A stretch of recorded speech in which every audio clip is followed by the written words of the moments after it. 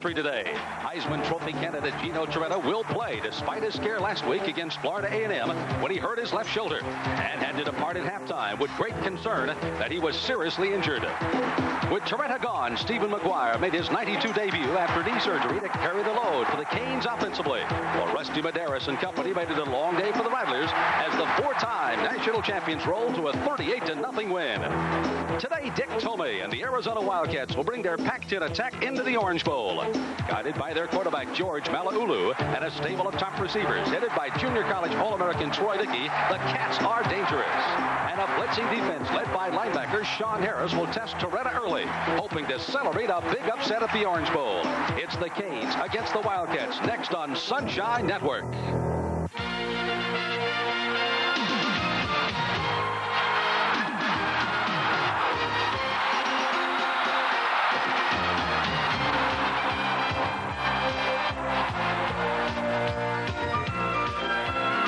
Sunshine Network presents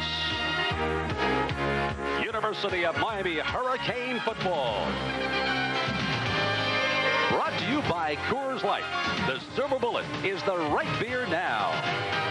And by the Olive Garden Italian Restaurants, where all the best of Italy is yours.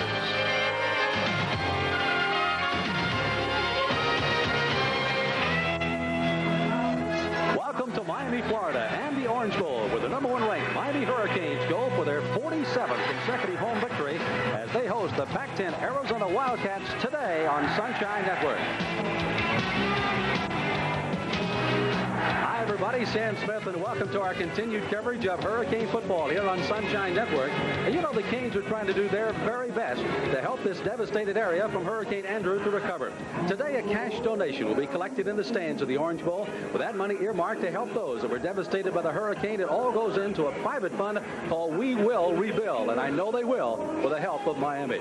Well, today they hope to demolish Arizona, and working with me is the man that caught 75 touchdown passes as a Miami Dolphin. Nat Moore is with us. Nat, you saw a lot of great defenses in the NFL. You talk about a great college defense. This Miami Hurricane defense is dominating here. Yeah, Miami possesses a great defense. Last year, they were the #1 scoring defense in the country. They're giving up only 9.5 points per ball game. This year, they're even better. They're giving up 3.5 points per ball game, and that defense is led by a great linebacking core that possesses tremendous speed.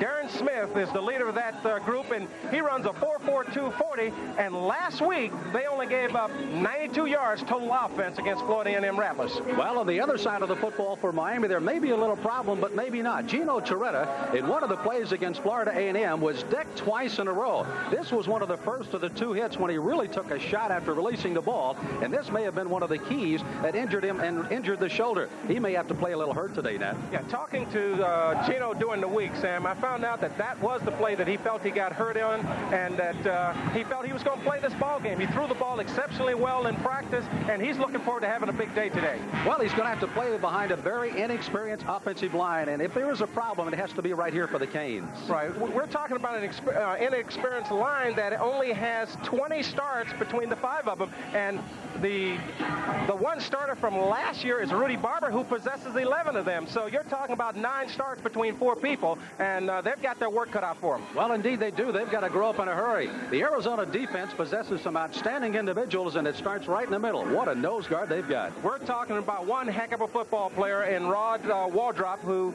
possesses tremendous quickness and speed. He likes to hop around the center and get into the backfield and create havoc early.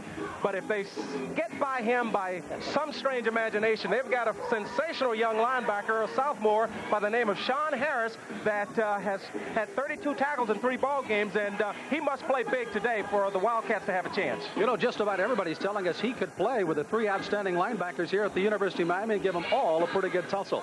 Well, working with us again on our telecast on Sunshine Network down on the field is the California grad who's still gloating a bit over Cal's victory over Kansas. That's Joe Rose. A problem with the turf here at the Orange Bowl last week. Let's go to Joe and see if there's any problems with it this week. Joe? Well, they think they have that problem taken care of. First thing they did was put a 2,000-pound roller on the field all week long. They've also dried it out. The last 4 days they put no water on it, so it should to be a lot drier. They've also cut it down about 1/4 of an inch, so it's going to make it a little bit, they hope will catch a little more. The cleating work will be a lot better. Also, a quick note, it's about 92 degrees, which is not a big deal to Miami nor Arizona, but the humidity, guys, is always there, and as you know, getting used to humidity takes a while. Interesting note also that the Arizona Wildcats did not practice prior to today's kickoff on this field. That could be a note we'll watch for here later in the day. We're ready for kickoff. It's the Wildcats against the Canes, coming up next on Sunshine Network. Silver summer. Silver time, silver line, girl in the silver suit look so fine. Look so fine. Silver bottom, silver top, silver fish, silver wish come from here, right from here. Ooh, and it tastes so good. Good life. It's alright, it's now. Good life. It's alright, it's now. Fall in Florida means football, and in October, the season's in full swing on Sunshine. Kick off the month with coast-to-coast conference collisions from the ACC, Pac-10, SEC, Big A, SWC, and more. The Canes are crying back-to-back, while the Knolls are knocking them down with dominating D. Plus, you make the call on the Miami Dolphins Monday Night Magazine, or for a change of pace, get on the Fast Track Thursday. Sunshine in October, a Florida tradition. Hi, I'm Joe Torre. My professional life is baseball. My home life is my wife and daughter. Because of them, I'm helping to fight a terrible disease called lupus that threatens mostly women. Lupus strikes over 50,000 women a year. It destroys their immune system so that the body attacks itself organ by organ. Lupus can start as early as 14 years of age and throughout the childbearing years. Early diagnosis of its symptoms is important. Send for our free booklet, 11 Quiet Alarms, that describes these symptoms. Help support the Lupus Research Institute to find a cure and protect your family against lupus. Write the Lupus Research Institute, P.O. Box 838. That's P.O. Box 838, South Norwalk, Connecticut, 06854. Or call 1-800-82-LUPUS. That's 1-800-82-LUPUS. 1-800-82-LUPUS. Call now. Well, last year's crowd of last week, that is, of 74,000 will not be rivaled today, but a good number have filed in here as both of the two teams have come to midfield, and they are glaring at each other, getting ready for the start of this afternoon's football game. It, of course, is the Pac-10 against the Big East, and Tomey, that's Coach Dick Tomey from Arizona, getting his team back, and, of course, Dennis Erickson out there doing the same. No love lost before the kickoff here, Nat. Well, this is what college football is all about, Sam. A lot of excitement, a lot of emotion, and I'm looking forward to a great ball game today. Well, the weather, as expected here in South Florida, is a balmy afternoon as the crowd has filed in here. The wind was listed as calm earlier in the morning. It has started to pick up just a bit out of the east now at about 5 to 10 miles per hour. It will be coming out of the open end of the Orange Bowl, and there you see the numbers, 87, and again the winds have now kicked up to 16 miles per hour. Partly sunny, and again that 90% chance of humidity is certainly something to be felt by either side. Miami has won the only time these two teams played out in Tucson last year, as Gino Torretta threw for over 350 yards and a 36-9 win. Kevin Williams also electrified the crowd with a 48-yard punt return, one of 3 that he had last year. Well, the two coaches that square off, of course, Dennis Erickson on the right from Miami, Dick Tomey from Arizona. Matter of fact, these two guys are 2-2 against each other, with Erickson winning when he was at Washington State at Arizona, and also won against the Arizona Wildcats as well in a ball game played at Arizona. Tomey, meanwhile, when he was at Hawaii, also defeated Erickson in a game when he was coaching at Wyoming. Terry Monk will be heading up a crew. Normally they split the crews from the Pac-10 and the Big East. Not so today. This is an all Big East crew as Miami will be kicking off, and it'll be Arizona with the ball and the wind at their back to start the first quarter of the game. It'll be interesting to see what's going to happen here as far as the quarterback is concerned. Some concern as Levy will return the kick here. You'll be standing back there along with Vaughn and also Carter, as those three will be some dangerous people people, but the quarterback for Arizona, it'll be interesting to see who comes out here, Nat. Right, there was some question as to who would start, whether it would be George Malaulu or whether it would be Heath Bray. And from every indication we've received up in the booth, it looks like Heath Bray might get his first start of the year. Dane Pruitt will be kicking off here for the Canes. Dane, of course, replacing the All-American Carlos Huerta. It's a big shoes to fill. He's 2 out of 3 in field goals, hit all 6 of his PATs, and kicks off into the teeth of the wind. And we're underway at the Orange Bowl. Levy will field it at the 9. Up across the 20, dives nose first to the 24, and that's where the Wildcats will have it. First and 10 after a 15-yard return. While it will be Heath Bray that will be coming in to start this ball game, his very first start. As a matter of fact, a starting safety the last couple of years with the Wildcats. What an opportunity for him. 6'3", 207. He'll be running in the backfield. Will Bray starting in place of Malaulu. Billy Johnson, their top offensive rusher of last year, along with Carter, the tailback. Corral, along with Pluchet, are surprise starters. And you saw, of course, the other starter, front line, a good one there, big size, as Telawai in the middle, the center, 314 pounds. The first snap from center goes to tailback Carter. Slants to the left side, and the defense has a hold. Bends but doesn't break, and Armstead, one of the top tacklers, already with 11. 8 of those solo this year, makes the stop for Miami. The Canes, for Coach Dennis Harrison, will start on the front line with Klein, Riley, Caesar, and Medeiros. You'll also see Kevin Patrick in there. He's going to play despite the shoulder. The linebackers we talked about, 3, none better than this. Smith, Barrow, and Armstead. And in the secondary, the only returning starter from a year ago, Ryan McNeil, will be joined by Sigler, Greer, and Harris. Second down, 6 yards to go for the Wildcats. Checking off at the line of scrimmage is Bray. Waits for the little delay, and it comes to Carter again. Antoine Carter up over the middle. Carter, a good running back. Matter of fact, he carried 60 times for 241 yards and 4 touchdowns so far this year. Here we go back and we look at the defensive line. You see that they're doubling down on Caesar and coming through. And Carter, who last year really had a good ball game by most back standards, playing against the University of Miami with 91 yards. Third down and a yard to go for the Wildcats. Linebackers were influenced to go outside. Carter cut it back inside. Bray with his first pass. Ball may have been momentarily tapped by Sigler.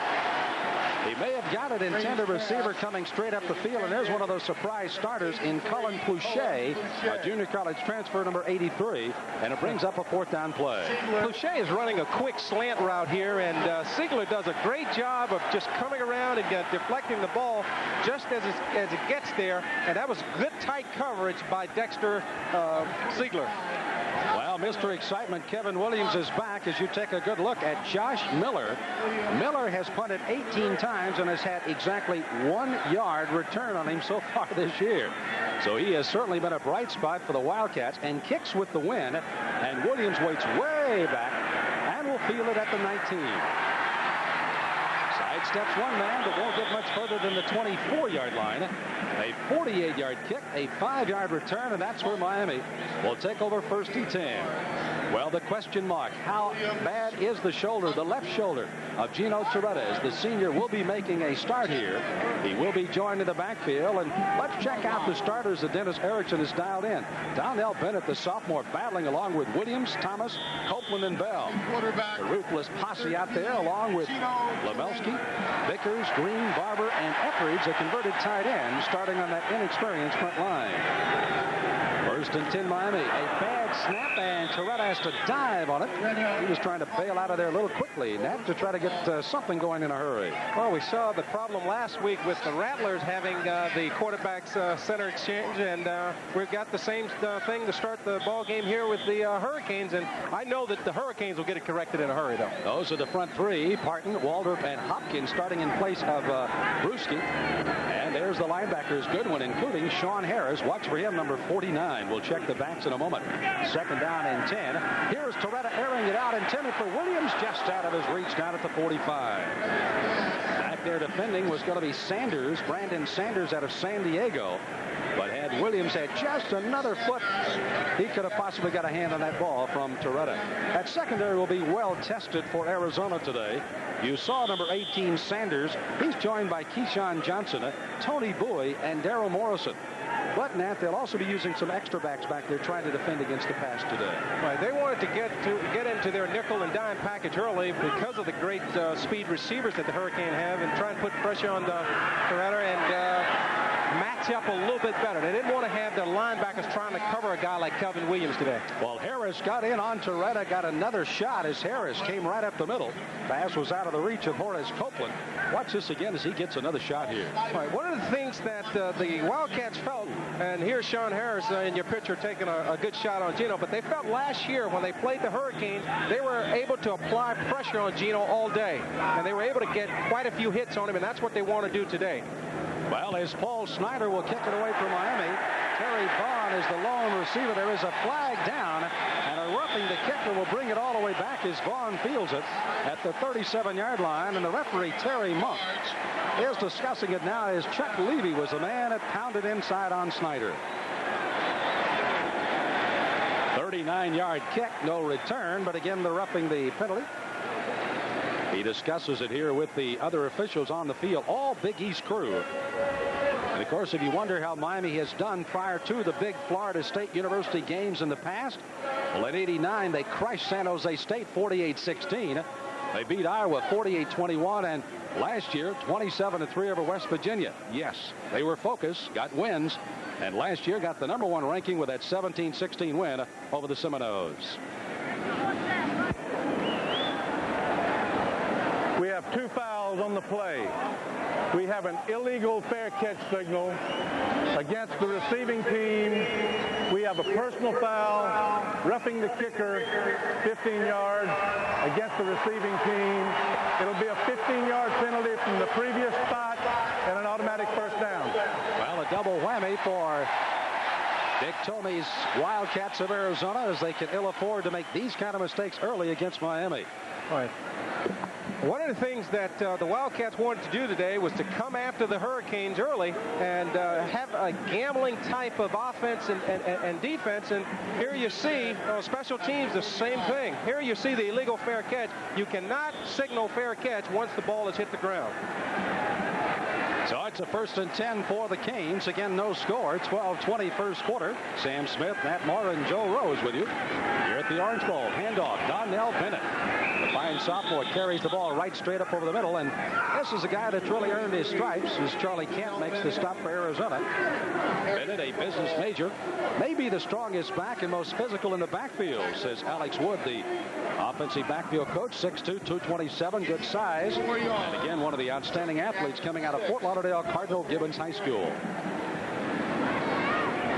Gain of the play of 4 yards. 2nd down and 6 here for Miami.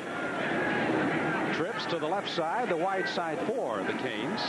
Gino Torretta, after taking a hit, hands off to Bennett again. Got blockers in front of him. He'll get across the line of scrimmage, paddles his way over the 45. Ty Parton, who was a senior 3rd-year letterman from Scottsdale, Arizona, makes the stop for the Wildcats. Once again, you see the Wildcats coming at them with the blitz, and here's just a lot of individual effort by Donnell Bennett. Great running, keeping his feet moving, twisting, turning, and picks up a couple extra yards here. You know, this guy really is going to be one of the outstanding backs in Hurricane history at the rate he's going. 3rd down and 2 yards to go for Miami. Again, they're just outside their own 45, and this is going to be the Donnell Bennett show. But it's going to be short of a first down as he needed to get to the 49. 48-yard line is probably about as far as he's going to get. And it'll be putt time again, and Paul Snyder will have to trot back on. Waldrop, that big nose guard we told you about, the junior 2-year letterman out of Phoenix. 6'2", 274, makes the stop as Vaughn will go back, having been talked to by his coaches about that illegal fair catch signal, I'm sure. Well, I think anytime you start out hurting yourself, making mistakes the way they did to turn the ball back over to a great offense like the Hurricane, you have to try and make those corrections, and I'm pretty sure they've done that at this point. High hanger, there's the call for the fair catch, and it's going to be a great play by the Canes as As a matter of fact, the snapper, Tom Patterson, is a man that got all the way down the field and down the football after a 44-yard kick. He's averaging 39. His Smatter gets off a good one into the wind and puts the Wildcats with their back to the wall. 10:20 to go here in the first quarter. Still no score, but now the Wildcats of Arizona have got themselves in a hole. They'll have to come out here against the Canes defense that, by all stretch, has been stingy at best this year, giving up only 3.5 points in their first 2 ball games. Extremely stingy, and one of the best things about the Hurricane defense is that they don't have to take chances because that front seven is so good. They can play at base and come after you that way.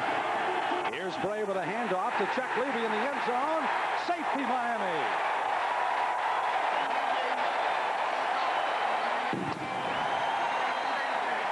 Caesar, a big right tackle. He got a lot of help from a lot of people as Lopez was also there. And they get him in the end zone as Weeby's trapped. You're looking at the defensive line that everyone just did a phenomenal job of pushing the offensive line back into the end zone and creating nowhere to run for the tailback. Well, it's Miami 2, the Wildcats nothing. Back to the Orange Bowl after this timeout. Behind the story America believes You saved 54 people. I love you, John Bubber. is the truth nobody knows. Oh, he's a fake. That John Bubber is a fraud. And Bernie LaPlante You can't believe one word you see on TV. is really the hero. Are you Bernard LaPlante? Mom, it's my father. Dustin Hoffman, Gina Davis, Andy Garcia in a comedy for our times. Hero, directed by Stephen Frears. Rated PG-13 at theaters Friday. Today, Eckerd Brand had a very busy day because today, about 562,000 people relied on Eckerd Brand products to make them feel better. How well did they work? Just listen. Eckerd Brand had a very busy week because 15 kids fell off the jungle gym and 12 skinned their knees. But thanks to Eckerd Brand first aid products, at least things look quiet. The School of Hard Knocks is back in session. Get ready, Florida, for the best of the NHL as it makes its return to the Miami Arena. Miami Sports and Exhibition Authority, Blockbuster Video, the Miami Herald, and Sunshine Network proudly present the New York Islanders and the Hartford Whalers. Live Friday night, October 2nd at 7:30. It's your chance to see hard-hitting hockey like never before. The Islanders and the Whalers. Tickets now at the Miami Arena or all Ticketmaster outlets. For more info, call 305-381-8261. Domination of the Miami defense has reared its head early here in this first quarter. Nat, no place to go for Levy. No place to go. You see great penetration by that whole entire left side of the Hurricane defensive line, and they just do a phenomenal job of not giving the back anywhere to run. Mark Caesar was a man that was credited with the tackle in the end zone. 6'2", 290, the fifth-year senior out of Newark, New Jersey, Westside High School. And one of the raps on him the past few years has been inconsistency. If he can play that way all year long, the Canes have got themselves a diamond in the rough. Well, back deep is going to be Jonathan Harris along with Kevin Williams to field this free kick.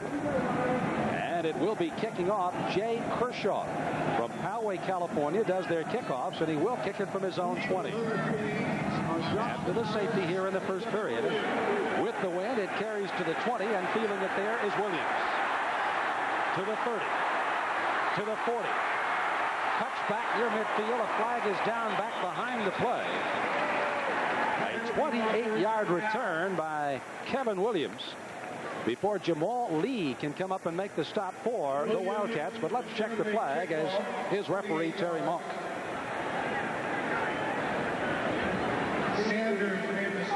There is a clip against Miami. So that'll back the football up again from the spot of the foul back, and the hanky is back in at the 38-yard line. Dennis Erickson, the coach of the year last year in '91, as the Canes came up with their 4th national title. We have a push in the back against the receiving team, 10-yard penalty, 1st and 10. My correction on that, he had a preliminary given us a clipping signal, but a push in the back is Williams on this run back.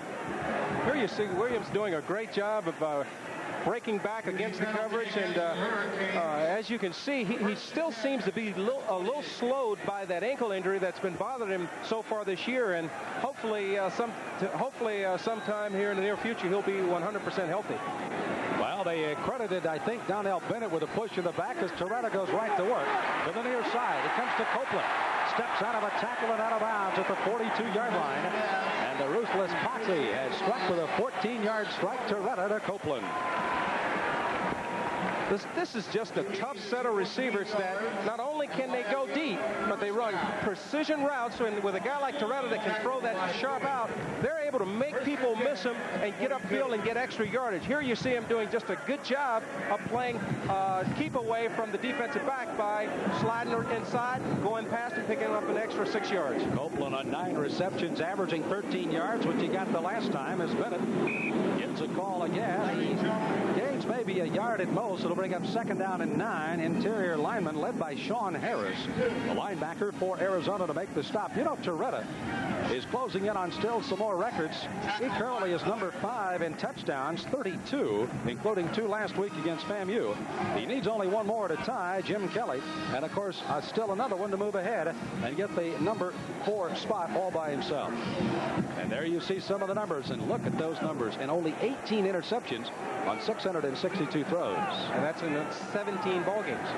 Back to throw is Toretta. A catch is made by Lamar Thomas, and he is banged out of bounds. Coming up to make the stop is Darrell Morrison also, and there was Mike Skurlock. But it was Thomas again, as Toretta showing no ill effects of that bad shoulder this afternoon. Well, they come right back with the same play, different receiver, running an out route. He does a great job of turning the defensive back inside. And here you see Morrison comes in, hits him a little late, but it wasn't called. You have to respect that 4.5 speed of Thomas, the leading receiver of a year ago. 39 catches for 623 yards. And if you throw, you think the middle might be open, and so the Canes will test it. As they give a handoff straight up the middle, Larry Jones will take it out and into Wildcat territory a little deeper at the 41-yard line. Waldrop and Jarrett on the tackle. Jarrett makes one of the stops here for the Wildcats. This ball club last year, when Miami went out and won the ball game against Arizona 36-9, really banged up. Now they come in without their starting quarterback this afternoon. Alaulu getting ready for the UCLA game for them in conference play next week. Here's Toretta throwing. It's to Copeland again. Had it up for the first down. Double back, and then finally gets another 3 yards out of it. As he'll gain a total of 10 on the play before Bowie and Sanders collaborate on the stop. First down, Miami. Well, Miami has now taken advantage of what the Wildcats are doing early by blitzing, and they're just sending the receivers down, doing turnouts or turn-ins, and getting open, and Toretta's just doing a great job of putting the ball on the money and watching them run after they catch the football. Again, Coach Dennis Harrison coming in and out. He's got Williams along with Lamar Thomas and Copeland. The trips to the right side. Toretta going left and looking back to the right. He's throwing over the middle, intended for Thomas. Well out of his reach. Williams also broke off his pattern at about the 10-yard line. And Toretta looking upfield because there definitely was something wrong in that pass pattern. That just didn't click for Toretta. Looking at Toretta's actions here, I think he was really expecting Williams to go deep, and he was trying to get it to Williams, but Lamar Thomas is the guy that broke wide open on the other side, where if he'd have had another second to sit back and pick out his receiver, Lamar Thomas was a home run for him. You know, if those last 3 receivers are not bad enough, you bring in Darrell Spencer along with Chris Jones, who are in there now with Williams, and you still have more dynamite in the lineup for the Canes. Handoff straight up the middle. They're trying to get some running room, but it won't go anywhere with Larry Jones. And Arizona defense very, very stingy on the rush so far after that opening initial drive by the Canes. Jim Hoffman was the man that made the stop for the Wildcats. A little disappointment for Arizona in that. They come in at 1-1-1. One of the ball clubs maybe expected in the Pac-10 to do a little better this year. Right. That's possibly true, but here you see the Arizona Wildcats defensive line just doing a good job of going up against that inexperienced offensive line of the Hurricanes, and right now they're winning the battle on the run. Loss of 2 yards on the play. It's 3rd down and 12 yards to go for Miami. 33-yard line in Wildcat territory as Toretta's back in the pocket. Throws another one over the head, intended for Coleman Bell and for Lamar Thomas. There was a flag down. Either something said somewhere along the way, either from Lamar Thomas or from one of the Wildcats back right where the ball went out of bounds up the field, and I have a feeling it was Lamar Thomas. It is going to be against Miami, and definitely will bring up a kick time. They were well out of, I think, Dane Pruitt's opportunity of kicking a field goal anyway with the wind right in his face. So Paul Snyder will be coming on, and they'll kick the ball back to the Cats. I think on that play, looking at the pass itself, I think Gino, being the intelligent quarterback that he is, was just trying to get rid of the ball, not take a loss.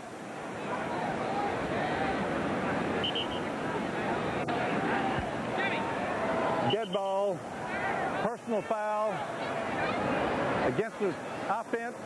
It'll be 4th down, a 15-yard penalty. Terry Monk, our referee, going through all of the checklist there to make sure he gave us all of the pertinent information. As Dennis Erickson a little perplexed right now. His ball club leading 2-0, 6:42. No real problems to speak of, but things just aren't meshing here early on against the Wildcats. Right. They've been able to move the ball, but so far they haven't been able to capitalize. And a penalty like that really hurts you, because not only do you lose the down, but you give up 15 yards. And now it becomes a situation where you can't gamble. You've got to punt the ball away and hopefully get good coverage and able to down it inside the 20-yard line. Paul Snyder, who punted for about a 38-yard average last year, is averaging about 39 this year. Will kick to Terry Vaughn again.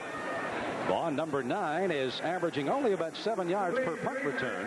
The game clock is 7:07. They are resetting the game clock, which is down to 6:42 to 7:07 here at the Orange Bowl. You know, we made mention a moment ago that the University of Miami Athletic Department is going to be holding a collection for cash that will be going to the victims of Hurricane Andrew. All goes into We Will Rebuild, and all of that's going to happen here at the Orange Bowl. And they were anticipating a little over 50,000, and will probably be right at that. Nothing to rival the 74,000 last week against FAMU as Snyder gets ready to punt. Some of those that will be wearing the T-shirts that will be collecting the money as Snyder gets a rush. Line one out of there. Vaughn calls for another fair catch, looking into the sun at the 11-yard line. 1st and 10 Arizona after a 36-yard punt off the toe of Paul Snyder. And you take a good look at the Arizona sideline as they are talking over there. That, by the way, is Dwayne Aquina. He is the associate head coach and offensive coordinator. Interesting enough, Matt, he switched from the secondary to offensive coordinator this year. Kind of an interesting switch from the defense totally to the offense for Arizona. Well, not really, because you've been a defensive coach all the time, and now you have a better idea, better understanding of defense than what they are trying to do to an offense. So it gives you some pluses there. And with him coming on board as the offensive coordinator, they try to be a little more balanced. As jumping offside is Eric Johnson out of Glendale, California, number 69. 264-pound left guard made a premature jump. And Arizona will have a step off here. Dead ball foul. False start on the offense. Still 1st down. You know, Nat, this is pretty tough for Heat Bray, again from Cherryville, North Carolina, making his first start, as you see Johnson jumping across. And he has to do it where they've won 46 consecutive home games and are the number 1 team in the country. Tough start today. But even more so a team that's only giving up 3.5 points a ball game. They've collected 2, has the defense with a safety on Levy. And here comes Carter to the outside. Good speed as he turns the corner. And is on a foot race along with Ryan McNeil as he runs out of bounds after an 11-yard gain. Carter is dangerous when he turns that corner. Has some excellent speed, and again, their top rusher with over 240 yards. Well, Carter is a speed back. He's ran 10.7 in the 100 meters, and here you see him using that speed, trying to get outside.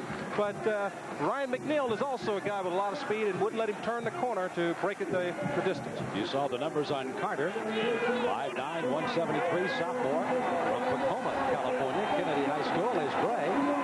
Makes the little draw, hands it right up the middle. They give the ball to Lamont Lovett, trying to get some running room, and Darren Smith, the Viking out of Norland High School here in Miami, makes the stop. All-American, 4.42 speed, 6'1", 230. What an athlete. Well, he's just a great athlete. Here he goes. He smells out the draw and steps in and makes another big play. And, you know, that's why he's the leader of that defense, is because he told me during the course of the week that his speed allows him to guess a little bit, to take chances, because he can recover. It's a 3rd down and 5 for Arizona. They give the ball to Carter again, and he's not going to get enough as he gets only a yard or 2 out of it. Jesse Armstead, the other linebacker, along with Warren Sapp, who's getting more and more playtime for the Canes, make the stop, and Arizona will have to kick it away. Here's a good look at Warren Sept. This is a 6'3", 280-pound second-year freshman out of Opaka, Florida. And he has really been saluted by the coaches for his very, very hard work so far. All right, well, the coaches talked about the interchanging of those 4 defensive interior linemen, and Warren Sept plays very heavily in their plans for this year. Last week he came up big with 6 big tackles, 3 unassisted, and back at track again this week. Kevin Williams with a reception at the 32 of a Josh Miller kick. And Miller, with that great average you saw on the screen, continues to boom it, this time 57 yards.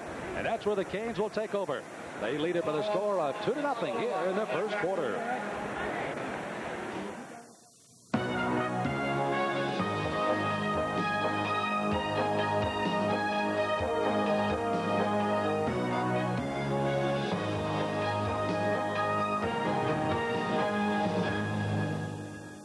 The way to not win in tennis is to think too much about your opponent.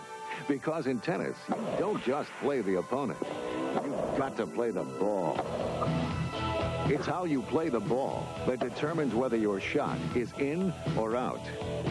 Whether the point is won or lost. Play the ball better than your opponent, and you'll play winning tennis. Now, you can play the ball and win with this double offer from Tennis Magazine. You'll receive a free half-hour video by Tennis Magazine instruction editor Vic Braden, plus a full year, 12 issues of Tennis Magazine. Call this number now and change the way you play tennis. What a combination. The How to Play Winning Tennis with Vic Braden video, plus the magazine that brings more instruction to more tennis players than any other. Call 800-652-2112 for a full year of Tennis Magazine, plus this free video, just $13.77. Call 800-652-2112 now. Hi, everybody. I'm Ed Randall. Now in its 5th year, Talking Baseball is the nation's only year-round baseball talk show. We talk to the who's who of the sport. I hope you'll join me. New guests every week on Sunshine Network. The nation's longest current winning streak at 20 in a row by the Miami Hurricanes, but right now they lead it only 2-0 here with 5:28 to go in the first quarter. Back here at the Orange Bowl in Miami, and it'll be 1st and 10 for the Canes. Again after a 57-yard punt by Josh Miller. And the Wildcats, Loretta comes in having thrown 7 times, completed 3 for 37 yards. But some patterns have been broken up on him. Let's see if they can get it together here on their 3rd possession of the day. Toretta back to throw. Out pass going to Copeland. He's got it. Steps out of bounds. In Arizona territory, right in front of Keyshawn Johnson. After a 16-yard reception, Horace Copeland, who's an outstanding track star, also makes a great reception here.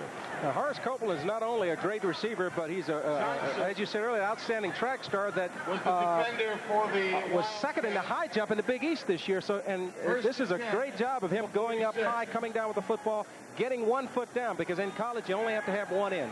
By the way, not only was second in the high jump, tying his own teammate Lamar Thomas, but won the long jump and also the 100 meters. This is a talented athlete.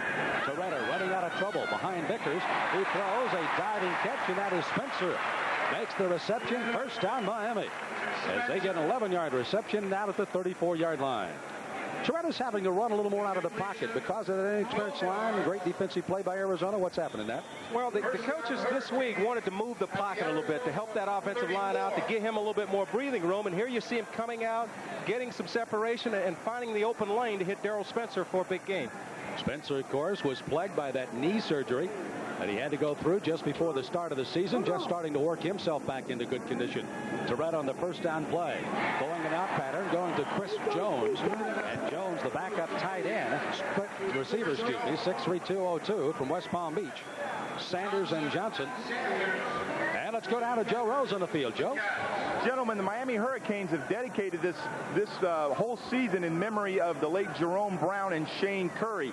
The NCAA sent a letter about a week ago saying that they had to change their numbers to letters. So today, for the first time, and around collegiate football today, you'll see these initials SC and JB for Shane Curry and Jerome Brown. 2 great players that lost their life this past year. 2 good professional football players. Curry with Indianapolis, and of course with the Philadelphia Eagles was Jerome Brown, as this is Bennett for Miami. Crashing forward, another first down to the 18-yard line for Miami. Harris and Bowie make the stop for the Cats. Good blocking up front there by Tyrell Green and Rudy Barber coming off and basically moving Waldrop out of there. And as you see here, just a straight ahead drive with Tyrell Green blowing big Waldrop out of there. So a first down. They back the ball up to the 24-yard line as Miami marching what they hope will be their first score of the afternoon on a touchdown. They've got a safety early on. 4:27 to play, first quarter. Toretta drops to throw to the corner of the end zone. It's over the head and out of the reach of Horace Copeland as again Toretta ends up on the seat of his pants. Morrison was defending back deep, and Jim Hoffman was the man who put the pressure on Toretta. Gino gets a good drop here, and he throws his three-step drop, and once again he gets hit a little late, and I think the officials eventually is going to have to start calling this, otherwise we can end up with a quarterback hurt here. You know, we saw it happen last week with Toretta getting injured. Offensive line play, and I'm not putting any burden on these guys more than they've already got, but they must protect Toretta. He is going to get seriously hurt if he keeps taking shots like that. Gino is the key, without a doubt, to the success. There's a flag. They are going to get a roughing the passer back, and also all over the intended receiver Williams back upfield was Mike Skurlock. I don't think there's a flag there, but there is one back upfield. And the personal foul on roughing the passer does go against Arizona. You called it, Nat. They were going to have to get control of that. Yeah, I think anytime you've got a quarterback that's back there, he's vulnerable when he's throwing the football. But once he's gotten rid of the football and there's a step or two, he does not expect to get hit. And that's how quarterbacks usually get hurt, when they're not expecting to get hit. And here's a chance to protect him. Personal foul, roughing the passer, gets the defense, half the distance to the goal, automatic first down.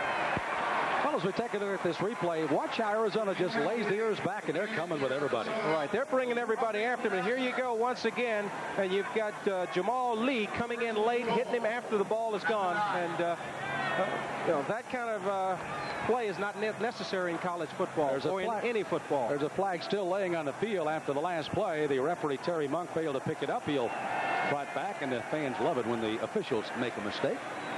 Nonetheless, it's a first down. Let's see, it's a first and goal as the stake is right at the 10. You see the numbers already on both these ball clubs. Arizona 4 for 29 and 25 yards so far against Miami. Spencer and Thomas to the right. The handoff goes instead to Bennett.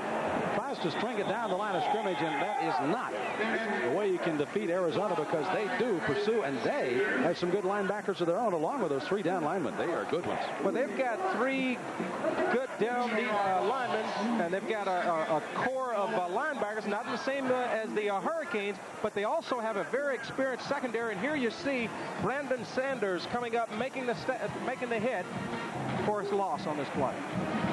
Well, two of those down linemen, Waldrop and Parton, are three-year starters, so they've got some great experience, along with Sean Harris, who's a very talented sophomore linebacker. Have been in a lot of plays. There's a loss of 2 on the play as Toretta is throwing for the end zone and just out of the reach of Horace Copeland. Back there defending was Keyshawn Johnson, and may have obscured the vision for a moment of Copeland as the ball sailed by him and incomplete at the goal line. Well, Keyshawn Johnson makes a good break on this ball and should have had the interception. He is their best man-to-man cover guy, and as you see here, he has a play on it. He just doesn't come down with the catch here. So it'll bring up a third down and goal to go at the 11. Miami is 0 for 3 in third down conversions, as Johnson was the one that broke it up. Miami so far this year 17 of 35 in third down situations for just slightly over 48%. Let's see if they can convert here. Toretta, no blocking backs behind him. He's throwing for the end zone. It's out of the reach of Bell. Also back there was Williams and Spencer. Excuse me, that is going to be Thomas, and none could get to it. And it's going to bring up a field goal time for Miami, and Dane Pruitt will trot on for the Canes. So they're putting them on the board in little bitty numbers right now if they can get a three-pointer here, as Snyder will spot the ball down. The kick will come from the 18, so it's going to be a 28-yard try into the teeth of the wind. Again, Dane Pruitt out of Birmingham, Alabama. Low snap. Snyder fields it well.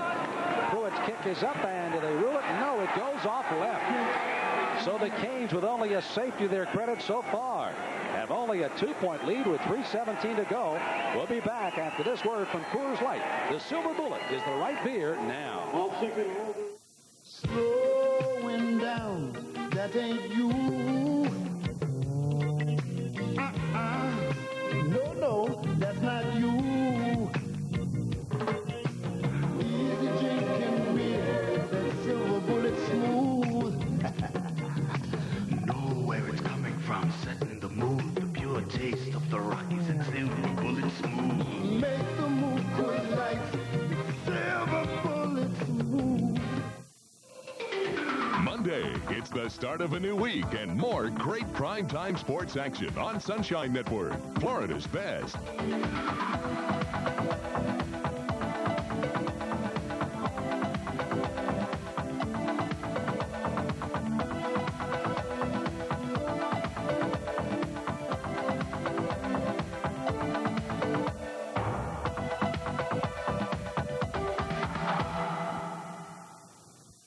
This is where there is no local grocery. This is where there is no food to go home to. This is where the children go hungry. But thanks to an organization called CARE, this is also where millions who once faced starvation are now being fed. In his homeland of Africa, the NBA's Manute Bol has seen that a little care can make a world of difference. Show that you care.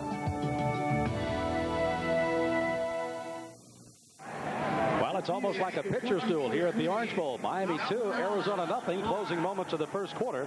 Arizona takes over the football, and the man that was expected to start today, George Malaulu from Carson, California, listed as their #1 quarterback, plagued, however, with a bad right shoulder. He is a southpaw.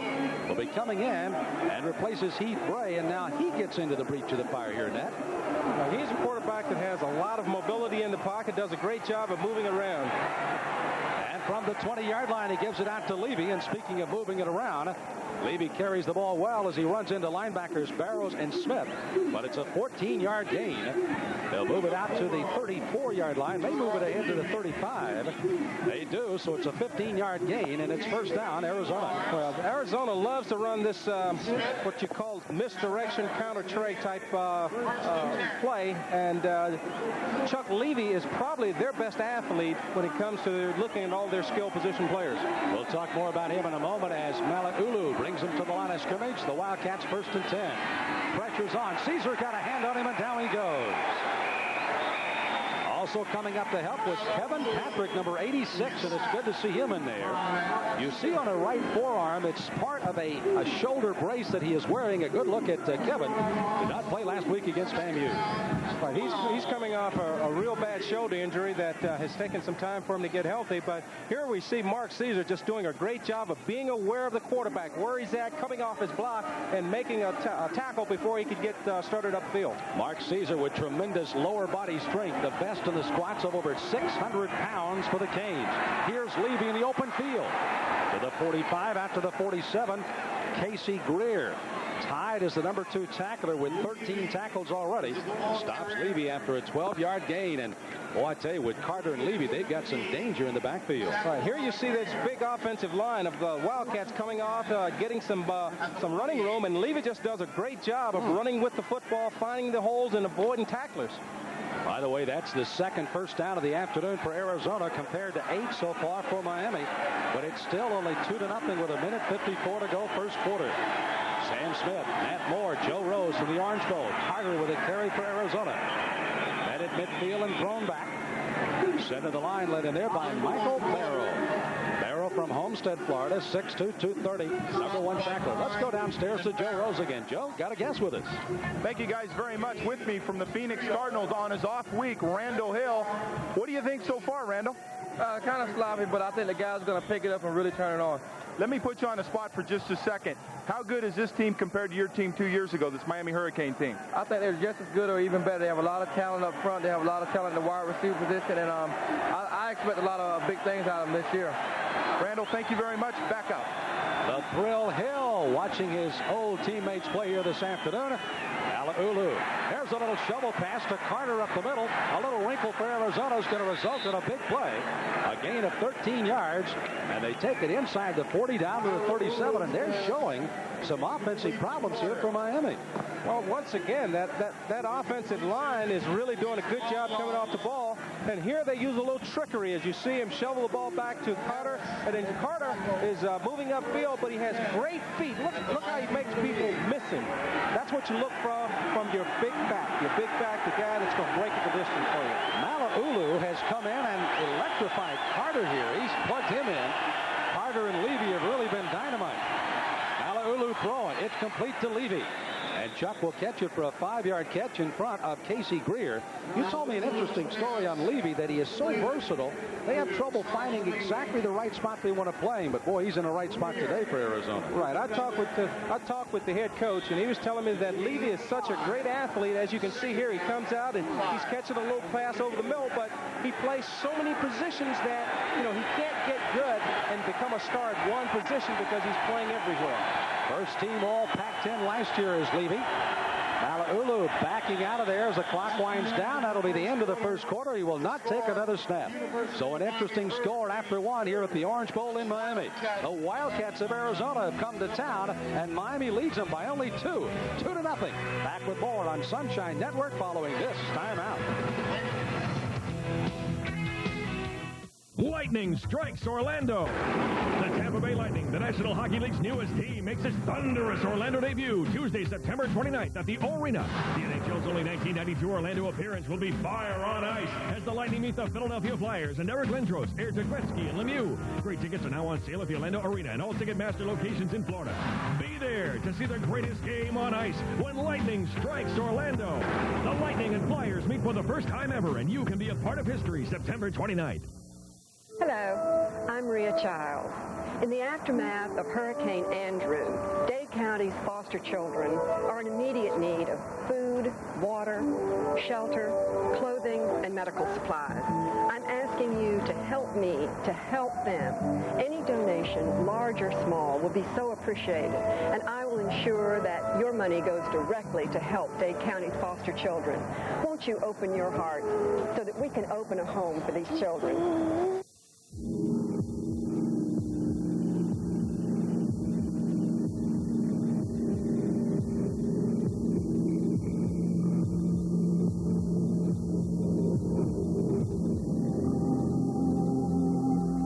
If it makes you nervous to have someone my size in your face, now you know how your kid feels when you're in his.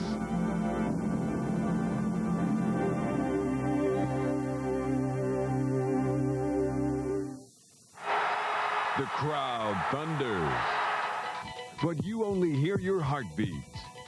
Bodies fly across the ice, and all you see is the black bullet. In a breath, the puck is on you. Blink, and you've lost. Make the save, and you're the hero.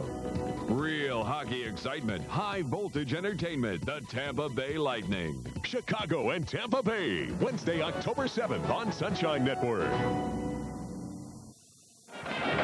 Well, as we start the second period of today's game at the Orange Bowl, surprising score, the Canes 2, the Wildcats 0. Of course, Miami, the winningest college football team. 4 so far. They've won 20 in a row. Also, they've had a 46-game winning streak here at home.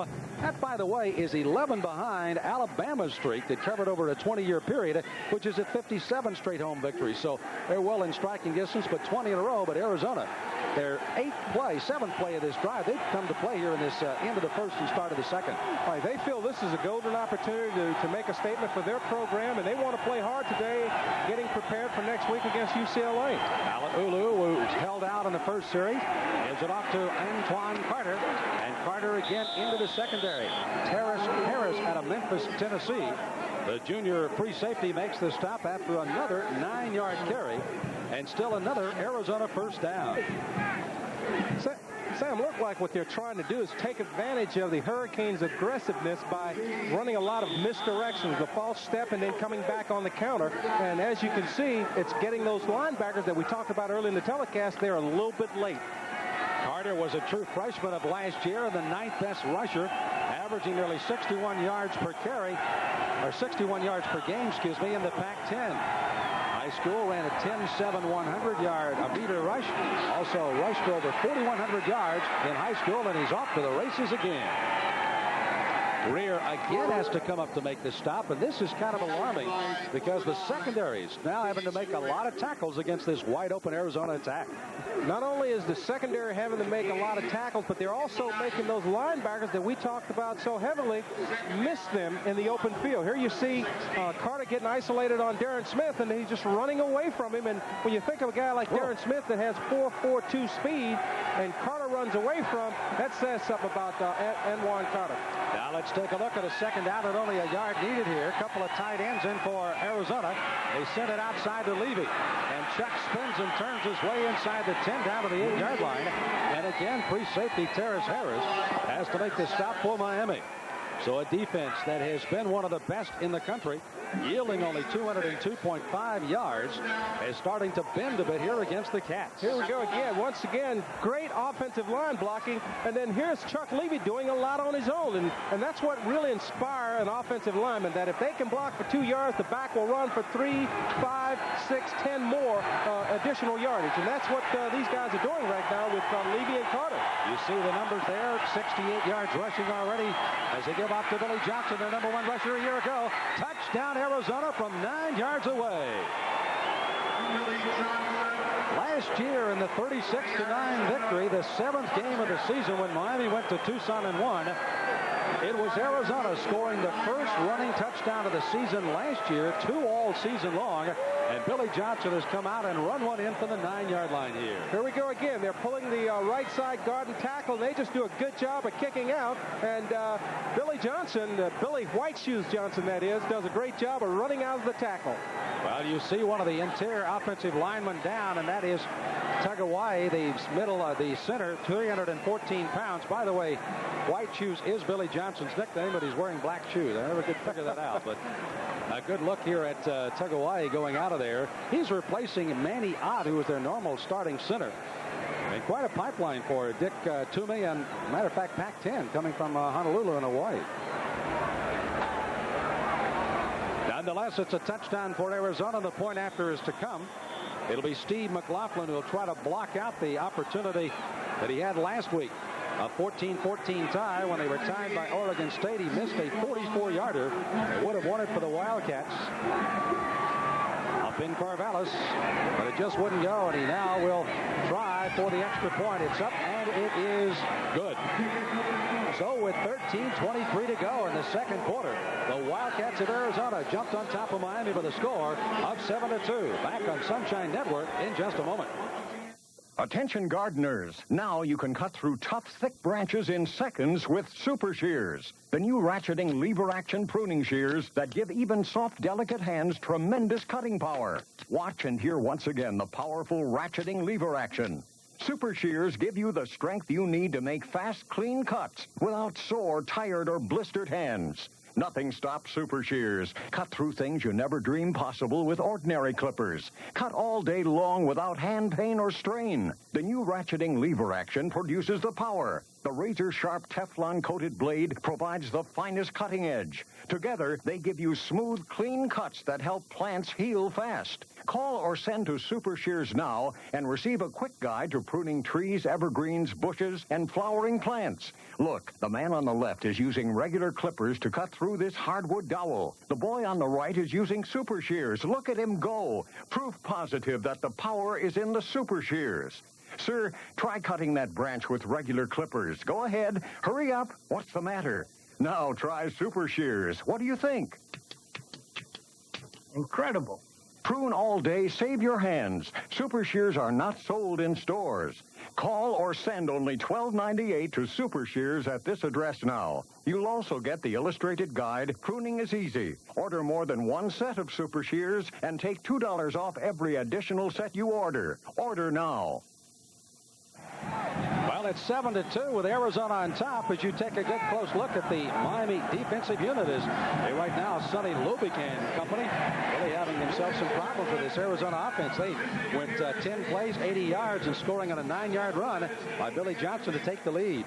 Well, Sonny's he's got to make some corrections. That was a very impressive drive by the Arizona Wildcats, and against a defense that is only giving up, only gave up 92 yards total offense last week, and he can't have that. He's got to make the corrections because what's happening now is they're running a lot of counter plays at him, and that's hurting them quite a bit. Let's go down to Joe Rose. Joe? Well, gentlemen, Hurricane Andrew help continues here at the University of Miami today. In the second quarter, it's now pass the buck as they continue to pass around a bucket. 43 student athletes and 7 coaches have donated their time. They're wearing this shirt, this great-looking shirt that I have, and they're actually passing around a bucket right now. Well, a short kick by Arizona as they will take it at the 25-yard line. By the way, nice shirt, Joe. And it'll be 25-yard line for the Canes where they'll take it over 1st and 10. Donnell Bennett making that fair catch on a very short kick into the wind, and so the Canes will have the wind at their back now, trailing 7-2. Once again, we see the counter trap. Big 73 knocking everybody down, and then Billy Johnson just running away from Casey Greer. So going 80 yards in 10 plays, consuming almost 5 minutes. Arizona with a 5-point lead, and Gino Torretta in the cockpit. He's throwing long, intended for Williams, and also back here Lamar Thomas over their head as Williams is really having quite a battle with Tony Bowie. Brandon Sanders, number 18, was back defending along with Lamar Thomas. But again, Torretta just winding up and throwing that one about as far as he could throw it. All right, he's throwing the ball a little early, and he's trying to hang it up and let the players run under it, but you know, they're getting what they're looking for. They're getting a lot of man coverage on those speedy receivers, and Gino has just got to take his time, be patient, and hit those big plays for him. Not Torretta numbers as you saw there, 6 for 16. As he's back to throw again on 2nd and 10. The out pass to Copeland. Copeland has it, first down Miami, out of bounds at the 41-yard line. Well, Copeland has certainly been a favorite target with 14 more yards onto his reception today. Johnson making the stop for Arizona. Another square out, and here you see Gino. He throws the ball a little early because this is a long throw to the wide side. Perfect timing, good catch. Of course, Torretta and Copeland hold the school record 99 yards on a pass and run. That coming during the 1991 season against Arkansas. One of 8 99-yard scoring strikes on the books of NCAA football. Here's another square out coming to Lamar Thomas. And Thomas on the exact opposite side of the field from where Torretta threw it. Will gain 5 on the play after he catches right in front of Johnson and Sanders. And Torretta's got to have a great arm to throw that distance of a pass across the field. Now that's about a 35-yard throw by Gino, and you know, he's taking a 3-step drop and just throwing the quick out here, 6 yards and down, and giving Lamar Thomas a chance to catch the ball and try and make something happen on his own, and he just had too many defenders to break away that time. Harris and Williams come split to the left side, the wide side, as Torretta has this 2nd and 5 at the 45.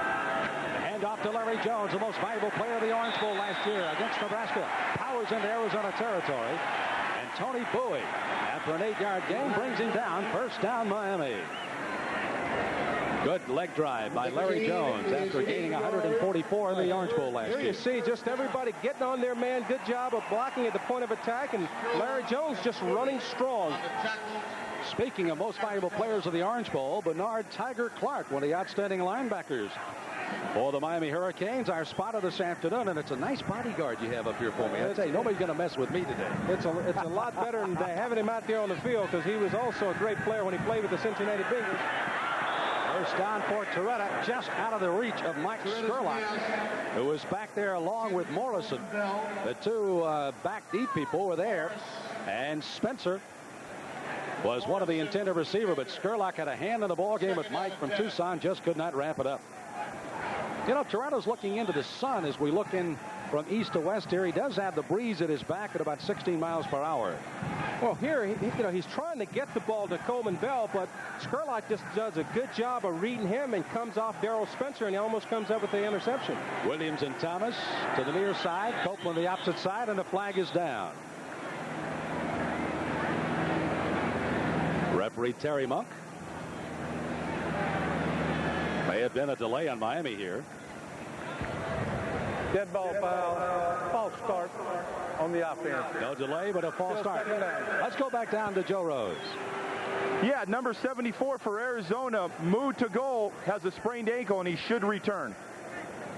He, of course, the starting center for the Arizona Wildcats. They're not very deep in that position already, so they can ill-advise the opportunity to lose him this afternoon.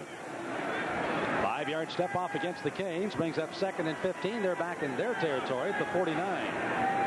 12 minutes to go before halftime. Arizona leads 7-2. Torretta throwing it up for Copeland. Ball is up for grabs. Makes the catch at the 20-yard line. Jay Phillips was back there defending, the junior from El Paso, but the ball was hung up in the air. Copeland never looked at the ball until he went after it, and that was a key, but never gave Phillips a chance to react. 31 yards on the pitch and run. Well, Gino just does a good job of getting rid of the ball early and throwing it up high. And here you see Horace Copeland making the adjustment. And I think if Gino hadn't overthrown him earlier, that would have been a touchdown because he took a little off that time. Spencer and Thomas to the right side, as again you see Phillips with some discussions with his assistants on the other side. Handoff goes to Stephen McGuire.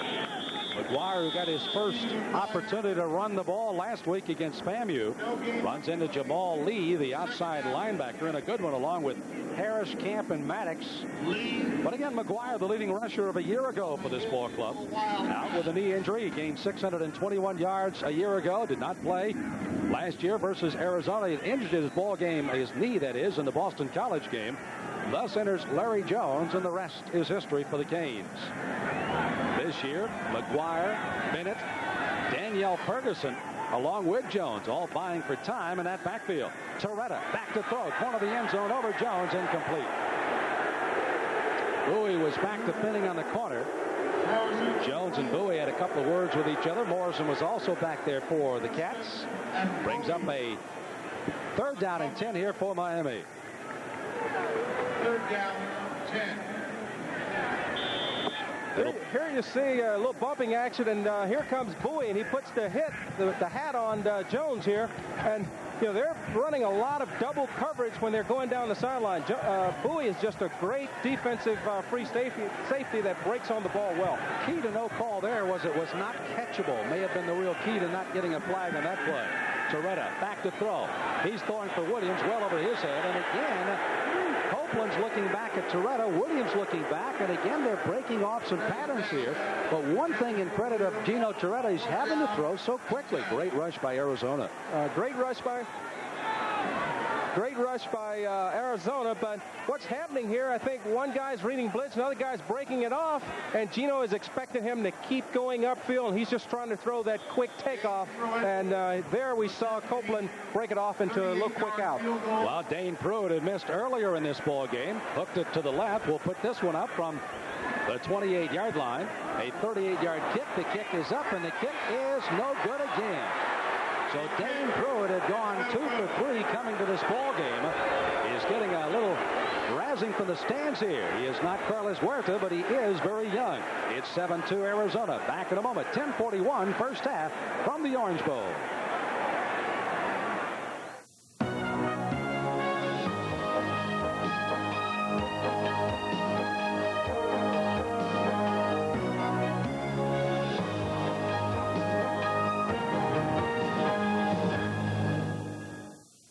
Excuse me, do you know what stock options are? I wish I did. When is the weak dollar good for business? Good? I don't know. The world of finance and investing can be pretty confusing unless you call for this, the Wall Street Journal's video guide to money and markets. It explains the markets in clear, simple English and brings them to life.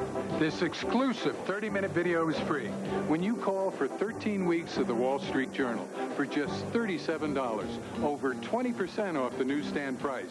Subscribe to the Journal and get a daily view of the whole world of business and how it affects you. Information you know you should know. Call now, and you'll be ready next time someone asks you, are munis always a safe investment? I'm not sure. Call toll-free 800-652-2112 for 13 weeks of the Wall Street Journal and your free video on money and markets. That's 800-652-2112. Create a super conference, pay the players, make them semi-professional. You can never have legitimate prize fights as long as 90% of the fighters work for the same guy. Whoa, it's a family show. Sports Talk Live, Tuesdays at 8 on Sunshine Network. This crowd at the Orange Bowl may be getting a little bit nervous right now with 10:41 to go in the first half, and Arizona from the Pac-10 coming to challenge the #1 team in the country, the Miami Hurricanes, and it's 7-2. Dane Pruitt having a few quiet moments for himself. Despite the crowd noise, he's missed a couple of field goals, one from 31, the last one from 37, and his Canes trail by 5. George Malaulu, the quarterback out of Carson, California, for the Wildcats. They try to keep it close to the vest. Caesar along with Medeiros pinch down. Medeiros having a little pushing, shoving battle going on the inside. One of the things that Miami felt they wanted to do to combat what the Wildcats were doing to them offensively is to go to the 5-man line, which they've done here by bringing in Lopez and taking out Casey Greer. And what they've done is taken out the strong safety, put 5 down linemen in, and just let Jesse Armstead play the strong safety for him. And Paul White has also replaced Dexter Ziegler and plays on the left corner. Action in the center line as Riley jumped across, may have got back in time, but the flags are down with no gain on the play. It was a second and about 9 to go for Arizona. Clock is stopped here in the second period. The Wildcats have a big ball game in their Pac-10 with UCLA next week. And of course, Florida State here against the Canes at the Orange Bowl next Saturday. And it is offside against Miami. Patrick Riley just gets a little over anxious here and jumps offside. But you know what's really happening down there is you're getting a lot of tempers that are starting to flare. Defense, we play second down. You know, Riley's got some great speed at 4.7 for a down lineman, the only true freshman on that 1991 national championship team, and he's the down lineman on the right side.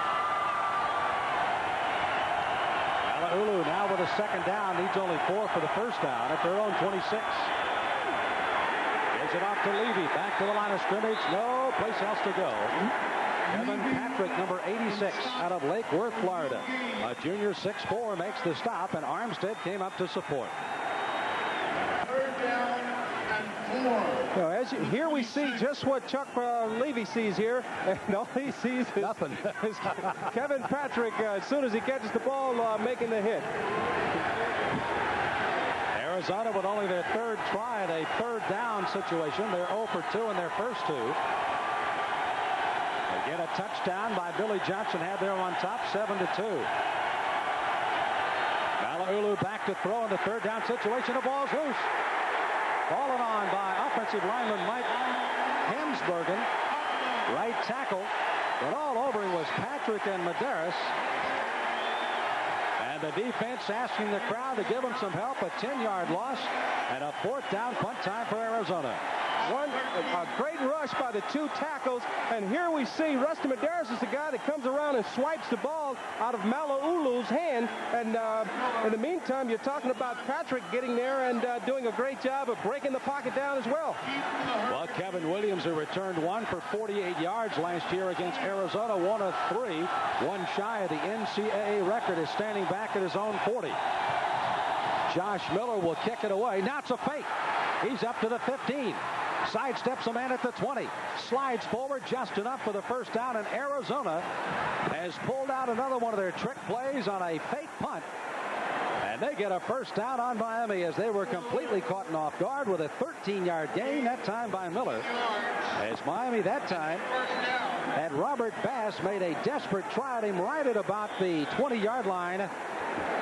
But missed him. Big play. Yeah, this is just a well-executed play by the Wildcats where they flared their entire line right and left a big hole up the middle, and the only guy saw it was Kevin Williams. And good look once again at Josh Miller, the senior. And off goes to Levy. Cracks through that line of scrimmage with a full head of steam. Greer comes up to make the stop along with Harris.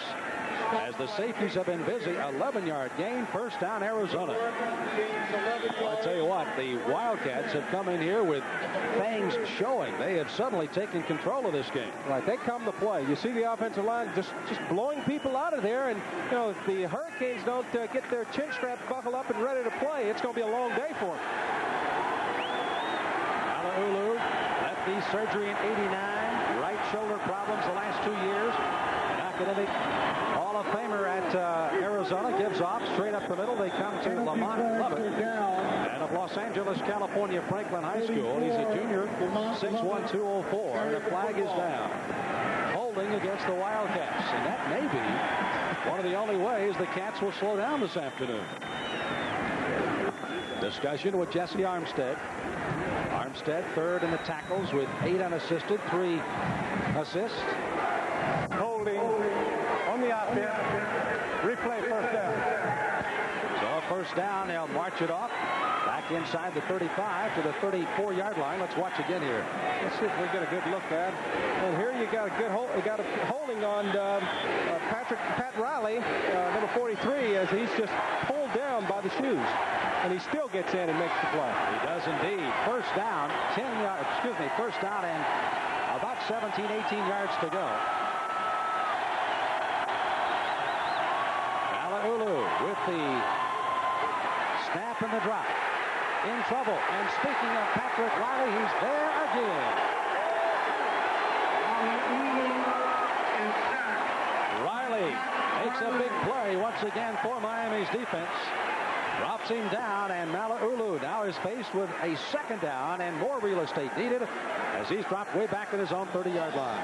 Well, here you see the Hurricane defense rising to the occasion, and you've got Kevin Patrick as a guy that really makes this play and forces him back into Pat Riley here. You know, Patrick being able to get his first opportunity because of that bad shoulder has added still another dimension of that defensive flag flies.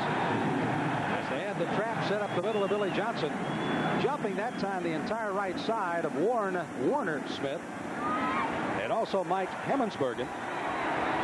Both of them jumping, and here's Terry Monk. Dead ball foul. False start on the offense. Still second down. Well, just when they were going west to east, all of a sudden, Arizona's reversing and going the other way. Dick Tomey setting on the other side. Very successful at Arizona before taking over. Now in his 7th year. He was at Hawaii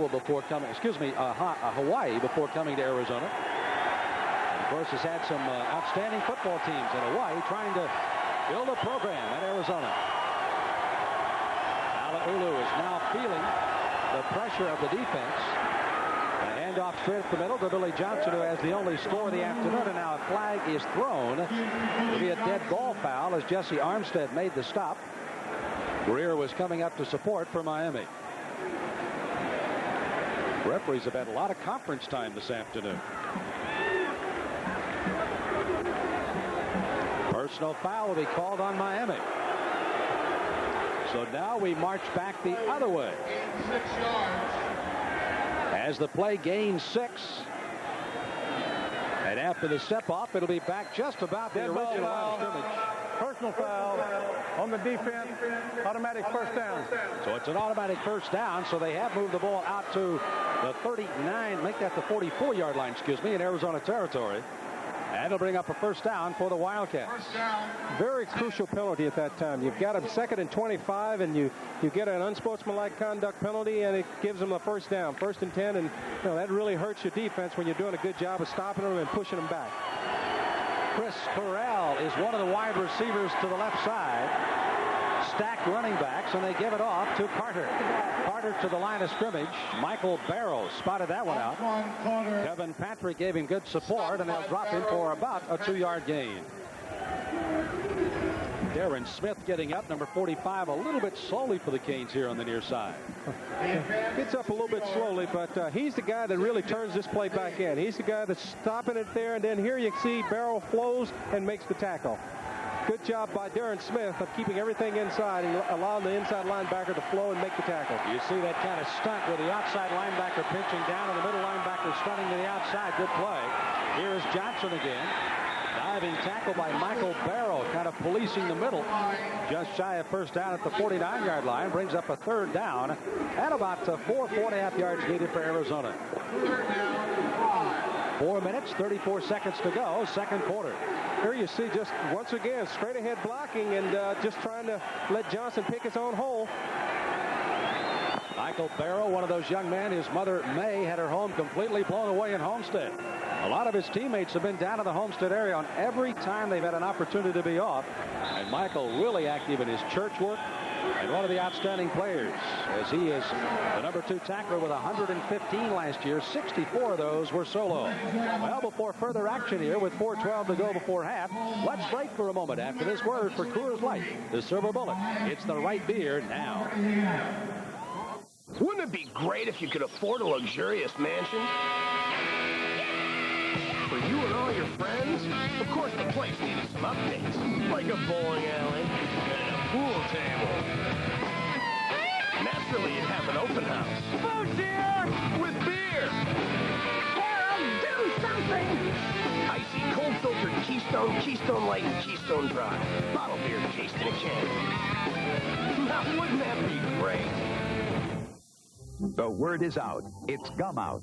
Today, car owners are learning to improve engine performance. It takes Gum Out fuel system cleaners. Gum Out's tough ingredients help eliminate hard starts, hesitations, and stalls. And there's Pennzoil quality in every product, which is why so many people know they can trust Gum Out. Gum Out, solutions to engine problems from the people at Pennzoil. Gum Out Extra Fuel Injector Cleaner is available at Target stores. Hi, John. How you doing today? You know, if I don't know my customer's name by the third time I see them, Nice to see you. I miss something awful important. Don Blankenship, Eckerd pharmacist for 25 years. It may seem like a small thing, but it's not, especially when you're not feeling well. Hi, Betty. How's that cold of yours? Delicious, Sue. When the Eckerd pharmacist knows your name, Take care of that blood pressure. I will. it helps you feel better. Just like that prescription you're holding in your hand. Dick Tomey with a 7-2 Arizona lead here at the Orange Bowl in Miami. A surprising score, I'm sure, is being oohed and all around the country at other football stadiums. With 4:12 left to play, in this Wildcat defense has allowed a first-half touchdown not this season. 6 interceptions so far this year, and the defense has certainly been a key, but the offense has kept the defense of Miami very, very busy. Third down, 5 yards to go for Arizona. Mala'ulu back to throw. Out pass goes to Levy. There's a flag down backup where it would indicate a possible holding against Arizona. A first down for the Cats, but let's bring it back. Referees have been very, very busy this afternoon as well. And it is going to be a hold against Arizona. By the way, with the Miami Hurricanes looking for their 47th consecutive home victory, I have to get this in for my compadre here in the booth. The last time they lost was to Florida, 35-23 back in 1985. That was quite a few years ago. And here we see a hold on what's that, Hemsbergen? Holding Hemsbergen on number 70. Repeat third down. On number 73 or 71, Lopez. So as the penalties have been the key focus here in this second period, up and back, and here we go again. Arizona, after they unstack this, will have a third down, and they'll have 19 yards for a first down. They have to get to the Miami 46-yard line, and it's a third down play. A 4-3 defense right on the top of the line of scrimmage for Miami. Long count by Mala'ulu trying to draw him off sides. The Canes don't take the bait. They give it off to Carter. Carter is going to be caught from behind by Mark Caesar. And the big guy from Newark, New Jersey, drops him down, and it's punt time finally for the Wildcats. To my imagination, did they have that ball about 15 minutes, it seemed like. Yeah, they held on to the ball for quite some time, and we're down to 3 minutes and 35 seconds to go. And Miami takes a timeout to try and reserve some of that time for that explosive offense, hopefully, so they can get some points on the scoreboard going in at halftime. To go in at 7-2 is really not an indication of the championship team. Well, as Torretta gets ready to direct the attack, after the kick, we'll return. Arizona 7, Miami 2. Back to the Orange Bowl in a moment. Now Now you can draw the roundest circles, perfect straight lines in any direction, even complicated geometric patterns, perfect every time with the amazing rolling ruler. The secret tool of architects and draftsmen has two tire-like gripping rollers that keep the rolling ruler level as it speeds across your work. The special meter automatically indicates the distance between your lines. The rolling ruler makes professional-looking office forms, charts, graphs, school projects come alive. Do geometry and trig faster and easier. Craftspeople find it irresistible. Dress patterns can be altered to any size. The handyman will love the built-in protractor for perfect angles or make beautiful curves and long straight lines that go on and on. Call or send for rolling ruler right now. Simply insert your pencil into any hole and roll straight lines, parallel lines. Insert two pencils and roll curves, arcs, and circles instantly. Redecorate like a professional. Replan your lawn and garden to perfect scale. Get results you'll be proud of. Kids love it just for doodling. Call or send $12.98 to Rolling Ruler now. You'll also receive the amazing Pantograph. Copy your favorite photos, cartoons, or designs to any size in just minutes. Finish with the confidence of a real artist. You'll impress yourself. Call or send now. You get the Rolling Ruler and the amazing Pantograph for only $12.98. Order now. Get on the Fast Track Thursday. Review the top motorsports action from IndyCar and NASCAR. Lay it on the line with the World Grand Prix Tour and AMA Road Racing. Plus the best in highlights from German touring cars to off-road with hot action in the SCCA and USAC. Plus over 30 straight weeks of great guests in action on This Week in NASCAR. Get on the Fast Track. Thursdays on Sunshine. With Arizona clinging to a 5-point lead here with 3:35 in the second quarter, Josh Miller will be back to punt here for the Wildcats. And Kevin Williams standing back, and this crowd hoping he can finally light the fuse to get something going in the first half. As you see the numbers there, nearly 50 yards in his first two punts, 51 his longest for Josh Miller. Miller earlier this season had a 64-yarder as he punted against Washington State. He does kick into a brisk 15-mile-per-hour wind here. This ball will bound. It takes a neutral bounce and then back up the field takes a Miami bounce and is finally going to be down, and the man off the top of it is going to be Heath Bray. Interesting enough, the man that started in quarterback for this ball game this afternoon. Bray running off after downing the punt. What about Kevin Williams as Coretta comes in to direct this attack? Where is he compared to last year in the great punt returns? Oh, the ankle injury has hurt him tremendously. He's down. He's only averaging about 6 yards a return, and ironically, Jonathan Harris is averaging even more, where last year he was the leading punt returner in the nation, and he's got to get going if he's going to have a chance of retaining that title. So as Gino Toretta brings his Canes to the line of scrimmage, 31-yard line, he's back to throw. They pick up the blitz, a long pass intended for Copeland. There's flags down all over the field. Looked like the laundry was just hung out as Keyshawn Johnson along with Copeland were battling for a spot upfield. Flags are out at about the 47-yard line in Arizona territory. The ball was over Copeland's head and incomplete. Clock is stopped with 3:19 to go. By the way, academics are very, very important here at the University of Miami. And Joe Rose will have a very special, well, he doesn't hit as well. I see you, Joe. You don't hit as well as Pete. Joe Rose will have a special guest at halftime. Holding on the defense, holding an eligible player. It's a 10-yard penalty, automatic first down. So the Canes again get the penalty against Arizona. Well, that's something they're going to look at the game film and really going to think about where this one's all over. And an automatic first down at the 40-yard line for Miami. That was a pretty heads-up play, actually, by Keyshawn Johnson, because he was beat by Horace Copeland on the deep one. He bit the cheese, came up on the curl and go, and he just reached out and grabbed him, ready to give up the touchdown. Very important for Miami to get something going before the halftime. What a catch by Copeland. Oh, he leaned back and caught this one at midfield. Toretta threw it slightly behind him. Copeland wasn't even looking for the ball on that side. Just reached back with one hand, and what a snag. A 9-yard gain. Great catch. You know, when you talk about Horace Copeland, you talk about his speed, his leaping ability, but here he shows you the great ability to get his head around, locate the football, and catch it with one hand. A quick look into Williams. Got him in the open field. Copeland with a block. Williams says, whoops, no place to go, and steps out of bounds. First down, Miami. They'll have it at the 42-yard line, and Williams showing a little magic off the pass down for a dozen yards. That's what made Kevin Williams the great receiver, great all-purpose guy that he is. The ability to catch the quick pass and do something with the ball after he catches it. There he showed his quickness and his agility to catch it, a 3-yard pass, make a move upfield, first guy missed, then he moves to the outside, gets outside, and steps out of bounds. Arizona's going to take the timeout as they want to talk it over and come to the far sideline for them.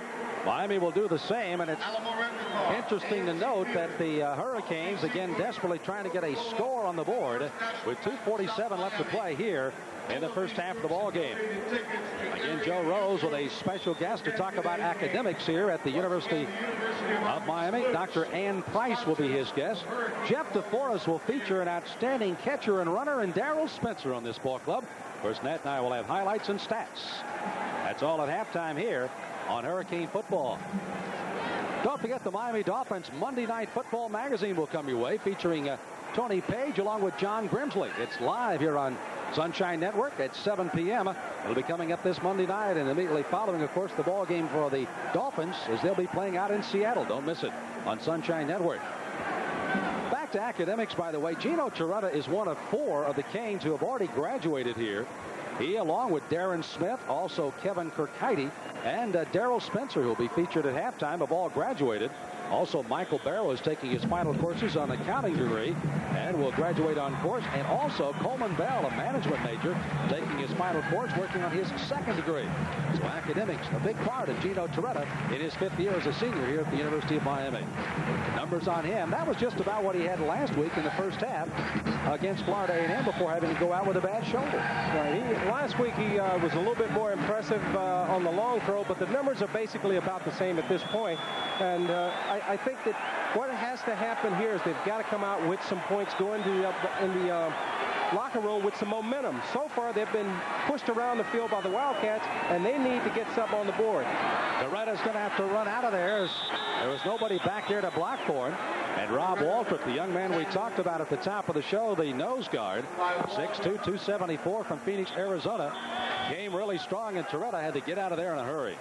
Sam, I talked to Johnny Lynn, the secondary coach of the Wildcats, and he said that every time the Hurricanes took that back out of the backfield, they were going to blitz. They were just going to bring somebody because there's no one there to pick up that extra blitzer. And here you see Gino had to scramble and try and get a positive play. Well, Larry Wall of the University of Miami handing us an interesting note that the last time that Miami trailed at halftime here at the Orange Bowl, and I keep in mind there's 2:36 to go, was against Florida State University back in November of 1986 when they were down 20-14 at the half. They, however, were tied at halftime in 91 with Penn State 6-6. Also, they had an 87, and I'm not sure who that's against. Oklahoma, it was 7-7 in 1988, also during the Orange Bowl game. So that's some of the numbers, but have not trailed at halftime since 1986. And, you know, Dick Tomey has to go into his dressing room feeling very comfortable what's happening. Dennis Erickson, realizing that his ball club just not hitting on all the cylinders right now, may pour a little octane gas in for the second half. But, you know, there'll be some gnashing of teeth going on both dressing rooms to try to get something going for the Canes and keep it going for the Wildcats. Well, talking with Coach Tomey, he felt coming into the ball game that they could play with the Miami Hurricanes. They in the Pac-10, they play against the same type of offense, and defensively, they know they have a sound defense. It's very young in the secondary, but these guys are more experienced and can play. They felt they can match up with the Hurricanes' wide receivers. Tomey again, 31, 25, and 4 in his 7th year now at Arizona after coming over from Hawaii. Second down and 12. Torretta, after being dropped for 2 on the blitz, he lets it fly. He's throwing for Copeland over the middle. Copeland cannot get there. Another man in dead pursuit of it, trying to catch up was Lamar Thomas. Bowie and Johnson were the other 2 men. They're on the opposing sides for the Wildcats. Torretta just having to throw that one again in a hurry. Gino checking for the sidelines to see now on a 3rd down play with still plenty of time with 2:28. Got plenty of time. Here he gets a little bit better protection. He's able to step up and throw it, but he just leads Horace Copeland a little bit too far inside. So as Thomas and Copeland fail to come up with a long pass for Torretta, 3rd down, they need 12. 12 and a half to be exact, and let's see if they're going to go and get a quick first down here. Torretta back. Pressure breaks down. He does throw to the near sideline. It is going to be caught by Spencer. Spencer is upended by Morrison, who's playing with a broken hand for Arizona, and it's short of a first down by 3. And a lot of coaches in the stands are hollering, let's go for it, with 2:11 to play. I think that's a smart call to go for it at this point, if that's what Dennis decided to do. But on 3rd and 12, you've got to get 12 yards. You can't run it at 8 and 9 and come down and make it 4th and 3. That's a tough decision that you put on the head coach. By the way, Miami is now 0 for 6 on 3rd down conversions. A 4th down try here. 4th down and 4. Torretta, nobody blocking in the backfield.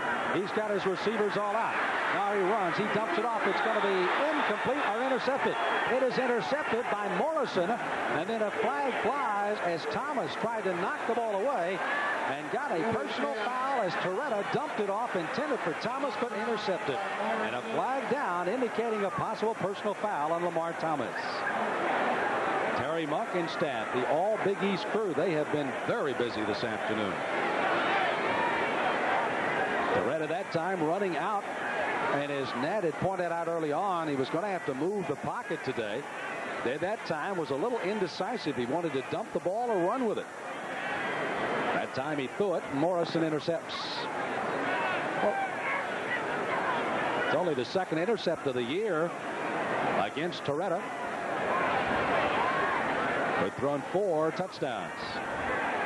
Dead ball, personal foul against the Orange team. It was 4th down. The ball will go over after a first 15-yard penalty. First down. First down, Arizona. So again, as Morrison made the intercept, watches Lamar Thomas comes over his back trying to knock it away from him here. Right. Lamar is just looked like he's trying to pull it out, and then he comes down with a hammer that, that's just not called for in football. It's a bad decision on Lamar Thomas. He last week he had some antics, but hopefully he's going to get it straightened out because he is a good young man with a lot of talent. The senior from Gainesville passed up an opportunity to collect the dollars in the professional ranks to come back for his senior year, his last year here at Miami. Levy outside, open field tackle. Casey Greer out of Memphis. What a nice stop by the strong safety. Drops him for no gain. Well, actually, they did gain a yard, He got into Miami territory at the 49. Once again, everybody's blocking down. The tackles are coming around, and Darren Smith gets trapped inside. But Casey Greer comes up and makes a big play to keep Chuck Levy from getting off to the races outside. This may be the best job anybody has done in a long, long time in containing Darren Smith. Right up the middle. They try to get open running room, and Mark Caesar says, no, you don't. As Lovett is dropped for a loss. Yeah, they're doing a good job of really running a lot of misdirection stuff and having the Hurricanes have to read on the move. Mark Caesar is really playing well today. They've talked about his promise. They've talked about the future, Russell Maryland, the Kenny Lopez, etc. And he has that potential, and he's showing some of that today. And hopefully, as we go on during the regular season, he will become the player that they expect him to be. Well, they stopped the clock with 24 seconds as Arizona wants to take a timeout here to stop the clock. 7-2 is the score. By the way, don't let that teddy bear appearance of Mark Caesar fool you. This is a tough customer when he gets on the field, all 290 pounds of him. And again, a guy that spends a lot of time in the film room. He takes a long, long time to study the opponents and study his own play. That's a good sign. By the way, turning from football to hockey, it's finally here. The National Hockey League has arrived in Florida. Don't miss the regular season debut of the Tampa Bay Lightning as they host the Chicago Blackhawks in the Lightning's home opener on Wednesday, October the 7th, beginning with a pregame show at 7 p.m. It'll be only on Sunshine Network, the home of Florida's first professional hockey team. Paul Kennedy will be there. John Kelly and Danny Garrett will be there. That's right, the former Buffalo Sabre will be there. They'll all be, well, they won't be in net, but they'll be right here at ringside. And again, that's all. The Tampa Bay Lightning Wednesday, October the 7th, only on Sunshine Network. Don't miss it. Dennis Erickson, what's the thoughts going through his mind right now, Nat, as he ponders his sideline before halftime here? Well, he's got to be thinking, what's wrong with my team? Are they looking past the Wildcats, thinking about FSU, or is the Wildcats that good? I mean, they've so far the Wildcats have dominated play, and it just doesn't look like a Miami Hurricane football team at this point. Third down and 14. Mala'ulu back to throw. Runs out of the pocket. Medeiros is chasing him. The pass is complete, but not enough as Levy catches it. But he's quickly caught by Ryan McNeil. McNeil, the fifth-year senior out of Fort Pierce. And again, a good one. Led the team in intercepts last year with 5 interceptions as the Canes stop the clock now with 12 seconds left to go. And it'll be a 4th down punt time here for Arizona. Here we see George Mala'ulu moving outside and throws well on the run, and that's one reason I like him. He's a good athlete, has the ability to move around and throw on the run. Here he hits, I think that was Levy. Levy, the all-purpose back they've got there. And earlier in the ball game, we were wondering, would it be Bray or would it be Mala'ulu? And as you see, they have different attributes. Let's go downstairs. Joe Rose has been roaming the sidelines for us. Joe? Thank you guys very much. Just a quick note, as Nat had mentioned before, the 4- and 5-man front defensively that Arizona's run is causing a lot of problems here. It's also forcing the receivers to actually run some of the routes that they're not sure what they're running. So it's causing a lot of chaos. You can bet there's going to be a lot of adjustments made at halftime. Well, there'll be a lot of chalk and chalk boards used in those locker rooms, to say the least, as Josh Miller will be back to do the punting again into the wind, and Kevin Williams. Oh, would he love to get his hands on something here and get something electrifying before halftime. His ball club will go in. If they don't get it done here in 12 seconds, trailing for the first time at halftime at the Orange Bowl since '86 is Williams. It's a fair catch at the 17-yard line, and with 4 seconds left to go, after a 36-yard punt, there is a flag down, however, across the field. Miami will have the football as Torretta. Dennis Erickson talking it over. Torretta will just air this one out and in the half. Terry Monk is talking to the other official there saying, do we get extra time for all of these penalties we're having to call today? Big East crew. By the way, I was looking at a future Big East matchup between West Virginia and, of course, Miami. And you talk about a huge game coming up. This is a ball game that's going to feature 2 of the top offensive teams in the country. Number 6, Miami. Number 7, West Virginia. Be a great one on Halloween night. Face mask against Arizona. So after the fair catch at the 17 by Williams, Gino Torretta gets all of the options explained to him. Terrell Green leaning in there to get him as well. Dick Toomey, his ball club, interesting enough, did not fly in until late last evening. And did not work out on this field until they looked at it for the first time at about 1 o'clock they finally arrived, I think. Yeah, they got in here about 1, had a chance to come out and look at the field. And face mask against the kicking team while the ball was in flight. The penalty is declined. First down. Yeah, they had a chance to come in here and look at the field, and they felt this was very similar to what they play at home, and felt good about their chances today and the way the field was laid out. Well, with the Canes off to, as an expected, a 2-0 start, trying to get their 3rd victory, but now trailing here with 4 seconds to go. Arizona 1-1-1. They beat Utah State, lost to Washington State on a late second field goal, and then tied Oregon State last week. As Torretta on a 1st and 10, 4 seconds to go. Last play of the first half. Torretta back to throw. Rushes on, and Torretta's going to go down. No, he doesn't. Now he finally does, and that's the end of the first half, as the Wildcats of Arizona have come to the Orange Bowl of Miami, and they have shocked the number 1 ranked Canes with a 7-2 first half lead. Don't go away. We have got a busy first half for you at a halftime, and we'll talk about all of that and find out exactly what Dennis Erickson is thinking about coming out in the second half with. It's all straight ahead as Sunshine Network brings you Miami Hurricane football.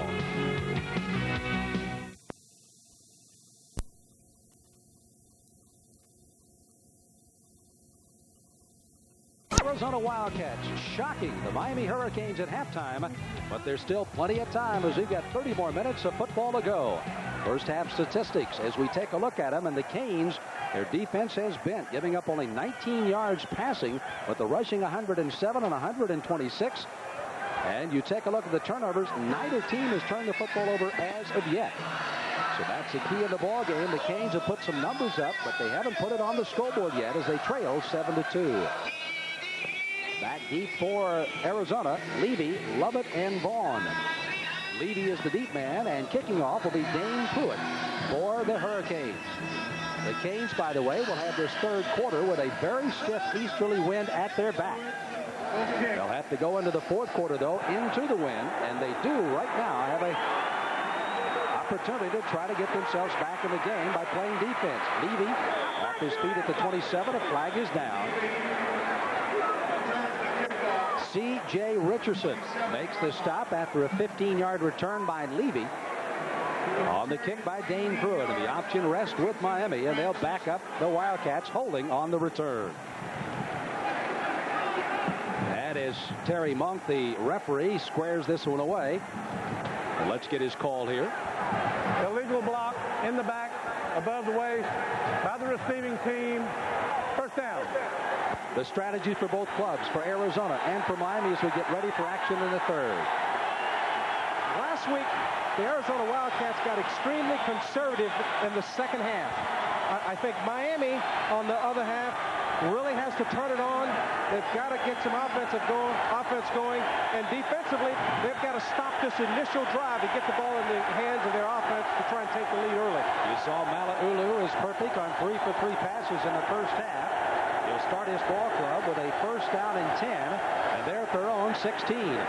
Carter stutter stepping out of the grasp of a couple of the Canes, but not away from Jesse Armstead, who brings him down after a gain of 8 on the play. The defensive line does a better job here of getting good push and actually stopping the run at the point of attack. But Carter has great footwork, and he's able to turn it around and go the other way to get a big gain anyway. Picks up 8 yards. You know, Nat, one of the things that Arizona's been able to do is misdirection with the linebackers. They're catching and going the opposite direction many times. A lot of misdirection, trying to take advantage of the aggressive Hurricane defense here. After the gain of 8, Malaulu's back to throw. The left-hander threads the needle. He's got his tight end, Roderick Lewis, who makes the stop, and Darren Smith catches him. But he moved it out to the 41-yard line, and Arizona picking the defense of Miami, something that a lot of people have not been able to touch. Just a good play-action fake by the Malaulu, and he hits the tight end, dragging across, taking advantage. As we keep harping on, that defense is so aggressive that they want to make every play that they're getting hurt by their aggression at this point. Malaulu with a handoff going back. Try to sprint to the outside is Lovett. Lamont Lovett will not get any room as Darren Smith spotted that one out. And they drop him for no gain. Casey Greer supporting from his strong safety. It'll bring up a second down and 10. Well, the way you're spitting out Malaulu, you're ready for the luau we've got planned later on, huh? Yeah, that's a little tough. But here you see, watch Jesse Armstead here. He stays at home first. He's trying to, play his coverage responsibility. And here you see Darren Smith showing that great speed coming down with the tackle. You saw the stunning of the linebackers again. One inside, one stunning outside, and that's one of the keys to the defense is Billy Johnson, who has scored the only touchdown of the afternoon, gets a gain of 12 on a second down play and gains it out over midfield and into Miami territory. Dexter Siegler from Avon Park in Florida, the junior fourth-year man, 5'9", 180, left corner, makes the stop for the Canes. And once again, we've got Paul Stammer and Mike Casca. They're just doing a great job of blowing Caesar and Rusty Medeiros off the ball. And Billy Johnson is just a tough runner. I talked with Coach Toomey, and he said that this was their back. This is the guy they want with the ball. Achilles tendon surgery before the start of the year as Carter's in all kinds of trouble. Kevin Patrick with that bad right shoulder from Lake Worth, Florida, makes the stop in the backfield. And a loss of 3 on the play. That's the kind of penetration defense the Canes have got to get going to get something positive going for them in the third quarter. Right. Kevin Patrick has really come up big since coming in the ball game, and here you see he's got the ability to come back and recover, and there's Rusty Medeiros, your 2 defensive ends that are basically pushing everything in for him. Good look at Kevin Patrick, the junior defensive end. Did not get to play last week, but was chomping at the bit to play this week as Malaulu checks off at the line of scrimmage. 2nd and 13. Quick look-in pass. He's got his intended receiver out in the far left-hand corner before Ziegler can come up and make the stop. Troy Dickey, who has been used very sparingly in this ball game, the All-American at a Coffeyville Junior College. A big receiver, has tight end size and the receiver's ability, and here he's just they're trying to get away from the blitz, so therefore he goes down, does a quick 3-yard route, turns in, catches the ball. Good to see number 99, Mark Caesar, making that penetration to force Mala'ulu to throw under pressure. 3rd down, 5 to go for Arizona. They fake the run to the left. Mala'ulu back to the middle, in and out of the hands of Lewis, incomplete. Back there was Greer, but Lewis just literally looking back into the sun, dropped that one for Arizona. And it brings up a punt time here for the Wildcats. There is a player down for Miami. It appears to be Patrick Riley down right at the 45-yard line where they're administrating to him right now. This is one of the things when you win national titles, you take a look again at Mala'ulu, misdirection coming out on the sprint action. Right. They've had great success with this play, and really for a left-handed quarterback rolling to his right, he's doing a great job of putting the ball on the money, and Lewis just didn't look it in his hands that time. Riley's going to be up and all right, it appears, as Patrick will walk off. And as he walks off, he'll be, of course, helped to the sideline with 11.5 left to play in the 3rd period. So it'll be a 4th down and punt time for Josh Miller again. Williams again will be standing back. He's on his 10 right now, looking into the sun. And Josh Miller will be punting for Arizona into the stiff breeze here at the Orange Bowl. 7-2 the Wildcats. They scored on a Billy Johnson score from 9 yards away after the Canes had scored on a safety early in the 1st period. Miller with a good snap. Gets it high in the air. Williams, fair catch. Not given a lot of room to catch the ball, and I think it's going to cost Arizona. Wildcats, Joe Lohmeyer, had not given him enough room on that 29-yard punt for Miller to catch the ball. You've got to get him 5 yards. And Williams, nonetheless, will take over, but a penalty will be stepped off before the Canes get it officially here. And it is against, once again, the Wildcats of Arizona. So the Canes with the wind at their back. And Gino Torretta, ready to throw, will gear it up here. Fair catch interference against the kicking team. 5-yard penalty from the end of the kick. 1st down.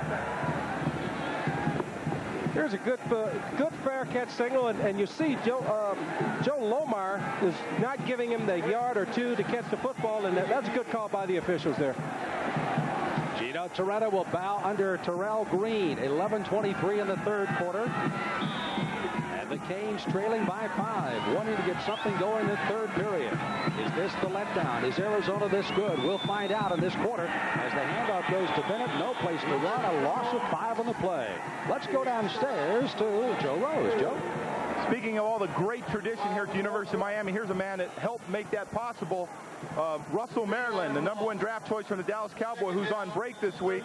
Russell, what do you think so far? A little surprised? Yeah, I am a little bit surprised. Coming down, I came to see the guys, but unfortunately they're not doing so well right now. But I think, with what Coach Erickson and the coaches and what he said to them at halftime, I think that's the kind of sparkle for this quarter. Okay, thank you very much. Back up. Thanks, Guy. Loss of 3 on the play. Here's a quick look out to Williams. Williams will not get away from Morrison. Darrell Morrison out of Phoenix, the senior defensive right corner that time, playing with a broken hand. He's been playing all year long with a broken hand on the right side. Said, I wouldn't miss this for all the money in the world. And makes the catch, or makes the grab there of Williams, and they're trying to isolate him, get him in an exciting situation for him. Yeah, they're trying to take advantage. He's missed some tackles earlier this year because of the cast. He hadn't been able to wrap up. He's come up and made the hit, but not been able to wrap up and tackle. And here, as you see his hand, they've taken the cast off and made it a little smaller, so he's able to do a little bit better job of tackling. Well, Horace Copeland, the intended receiver, as Torretta was throwing. Keyshawn Johnson from Fresno City, California, was the defender. And again to Torretta, having to throw a long, long way. And Dennis Erickson say, maybe we didn't put enough chalk on that chalkboard in that start the 3rd period, as they are right now still trailing by 5. Terry Vaughn is back for Arizona. Looking into the sun will be Paul Schneider for Miami. Snyder, a transfer from Saddleback, California Junior College. He bombs a beauty out of there. Vaughn all the way back to the 33-yard line. Vaughn gets away from a line of tacklers. A flag is down as he muscles his way to midfield. Sigler made the stop. But a flag is down back up after a 47-yard punt and a 17-yard run back. We'll see if it goes against the Wildcats here and where they'll officially have the football after the kick. 47 yards by Schneider with the win. And it's going to be a holding against the Wildcats of Arizona. Nick Toomey on the sidelines. Nick in his 7th year in Arizona. They had illegal block in the back above the waist against the return team. It'll be first down after a 10-yard penalty. Well, they had high hopes for Arizona, and right now they're on top by 5 at Miami. We'll continue from the Orange Bowl on Sunshine Network after we pause with this timeout.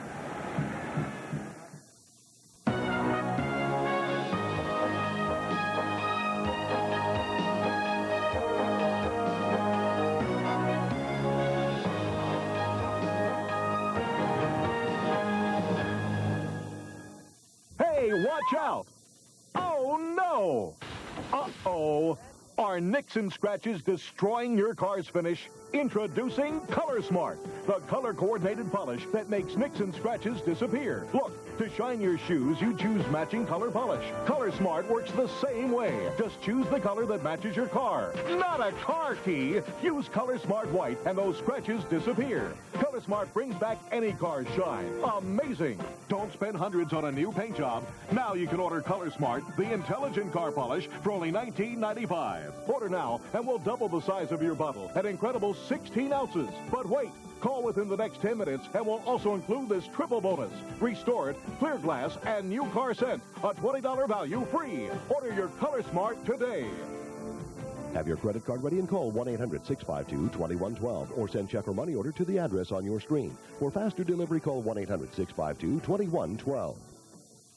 Florida's high school heroes, the state's top squad. Don't miss the action as today's prep stars lead their schools to victory. The high school football game of the week. Mariner and Fort Myers, Wednesday night at 8 on Sunshine Network. A 17-yard run back has been negated here by a penalty against Arizona, leading 7-2 with 9:51 to go in the third. They've got a 1st and 10 at their own 29-yard line. Ulu, who is 5 out of 6 in passing, dumps one off. Armstead in and out of his hands. Harris and Michael Barrow all had a shot at the intercept. And I had turned to Bernard Clark, who was scouting for us and, of course, spotting in the booth, and said the defense has to make something happen. And Knapp, they almost did right there. Yeah, they just came close. You see Darren Smith comes around. He's making him he's forcing him to throw the ball early. Darren Smith is breaking on the ball, and he took his eyes off it. He's still looking for it. It's up there somewhere, Jesse. Let's go downstairs to Joe Rose. Yeah, Sam and Nat, real quickly, Arizona players over on the side, we were just talking to them. They now feel they're just as good as this University of Miami team. They think they really have a shot to win it now. Well, you can't give them any kind of momentum because this guy will take it. Carter to the 36-yard line. Terrace Harris, the free safety, has to make the stop. I tell you what, with Carter running, Levy catching, and Malaulu running all over the field, this is a dangerous group out there. There is a flag down right now. Personal foul against Arizona. Well, they really kind of self-destructed in the first half. By the way, Haitham El Mashtoum is the center now. Tagawai, the starting center, 314, you may recall, went out of the ball game early. Mashtoum is the young man out of Quebec, Canada, now playing center, number 75 for Arizona. There you take a good look at him. 7 yards. Dead ball, personal foul against the offense. It'll be 3rd down. Mashtoum is right in the middle. Dick Toomey is saying, what in the world is going on out there? It has indeed been a penalty-filled football game on both sides today. We've had quite a few miscues, and the officials have been extremely busy. And I think a lot of it has to come into effect with the high tempers that were exuberant right before the ball game, and they're having problems. Ulu has missed a couple of passes, 43 yards. By the way, the Wildcats are 0 for 6 on third down conversions. They have a third down play here, and they give it straight ahead to Billy Johnson. Armstead and Michael Barrow make the stop, the inside linebackers for Miami.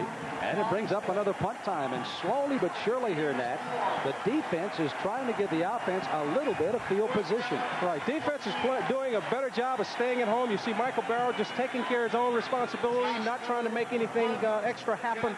And that's what they need to do to play against this type of offense that's a lot of misdirection plays. Canes look like they may be coming here at Josh Miller, who will get this one away about his own 13-yard line.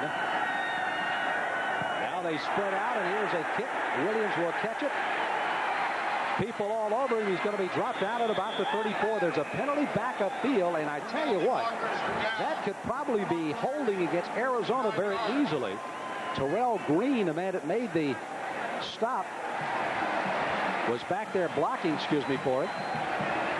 And Terrell also doing a job on that line as well, but we'll wait till they back up. By the way, the flag is way back at the 21-yard line in Arizona territory. Gino Torretta is already out there getting the options explained to him.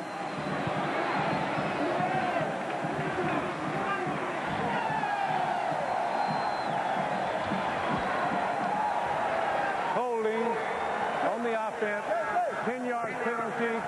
Assessed from the spot of the foul. Replay, fourth down. So again, the defense will have an opportunity to get even better field position for the offense here. Right. As we look at the instant replay here, Brant Boyer is the guy that gives the shove in the back, and they just can't keep making these mistakes, because if Miami gets that momentum, they're in trouble. Defensive coordinator Sonny Lubick, Ed Orgeron, along with linebacker coach Tommy Tuberville, and a former Cane linebacker Randy Shannon working with that defense this year. And kind of giving them a good rapport and liaison between the players and the other coaches, and it's been a good situation for the Canes. And now look where Miller will have to punt it away, and the Canes will at least give him some pressure here. Penalties already mounting up for the Wildcats. Miller will not have any kind of tomfoolery on a fake this time. You can bet that. He had a big play in the second quarter that paid off. They'll get it out of there, and the Canes have a run back on. Williams will field it at the 47. Gets by the first line of defenders. Cuts to the outside. Gets away from another tackler. Still battling for yardage. And goes down to the 38-yard line.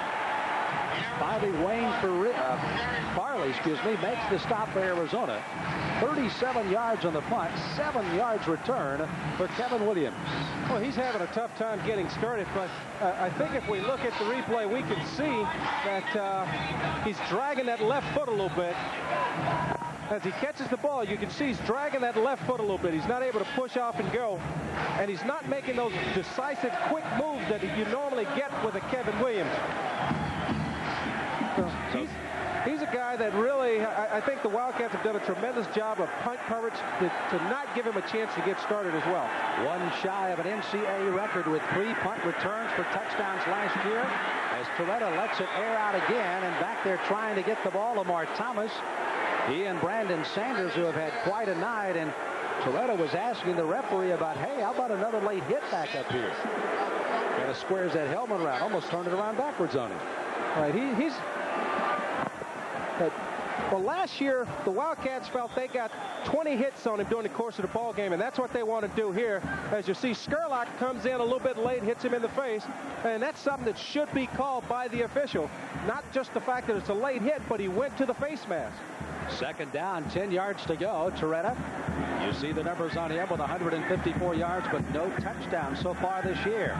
Only a safety for the Hurricanes, and Torretta, being knocked off his feet, finally goes down as Sean Jarrett out of Los Angeles, California. Number 88 was the man that made the stop on Torretta, who goes down. A big loss all the way back out near midfield of 9 yards, and it's going to bring up a third down for the Canes. Right, here comes Sean Jarrett on a blitz, and he comes right between the tackle and the guard, and once again there's just no one there to pick him up. He's a free blitzer.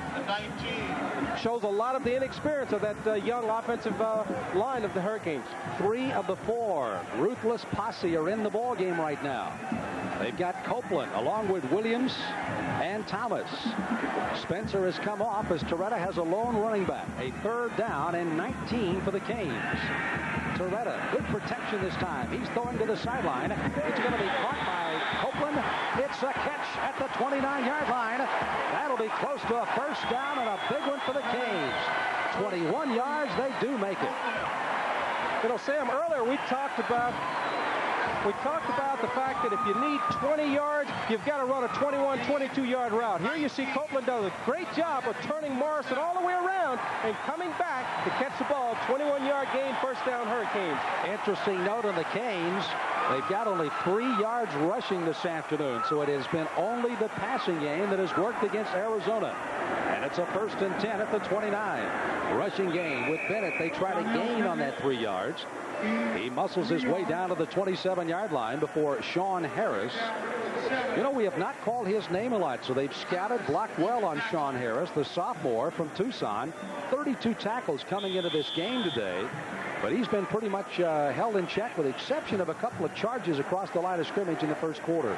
Right, they've done a great job of picking him up, but you know, you've got Sean Jarrett and quite a few other guys that are coming loose, and I think they're concentrating so much on Harris that it's making it tough to make all of the adjustments. Torretta with a play-action fake. He throws it off. It goes to Bell. Bell put out to the tackle at the 20 to the 15, and now the Canes are rolling at the 13-yard line. Grant Boyer, the inside linebacker, can't make the stop before Coleman Bell. It's a 14-yard gain, 1st down Miami. Sam, Coleman Bell came into this ball game as the leading receiver on this Hurricane football team, and he's been missed in the 1st half. Here you see him getting the ball to him quick, and he's big and strong, and he's able to run away from number 27, Morris, who has got the problem with the broken hand. Bell with 11 catches for 150 yards coming to this ball game today. He got 4 for 35, including an 11-yarder against FAMU. You saw the numbers on him for the season. Torretta gives it off to Larry Jones. Slants his way out of bounds. He goes near the 11. That's where they'll spot it before Darrell Morrison. And Harris can make the stop for the Wildcats. And now we talked about the heat and the humidity. And also this ball club that had a few injuries from Arizona may be starting to tire a bit here in Miami, or is the Hurricane offense getting a little better? I think the Hurricane offense have a better idea of what they want to do now, as well as I think the 4th quarter or the 3rd quarter is starting to wear on the Wildcats. So I think it's a double whammy. And last week, the Wildcats also wore down in the 2nd half. They were ahead 14-6 at Oregon State. Here's a handoff to Jones, trying to dive his way inside the 10 and does to the 8. He's met in midair by Sean Harris, the middle linebacker. They, by the way, saw Oregon State march the length of the football, score, went for 2 to tie it, and then missed a 44-yarder that had a chance to win for him. Here's a better job blocking-wise offensively to pick up the blitz. And it's not a big block, but you see Etheridge just put his hands up and move the Jarrett down just a step so that Jones can come behind him. Good pickup by Carlos Etheridge. The Canes have only accomplished a 1st down 1 out of 8 tries on 3rd down. They have a 3rd and 5 at the 9-yard line. Torretta checking off at the line of scrimmage. Back to throw. Protection is there.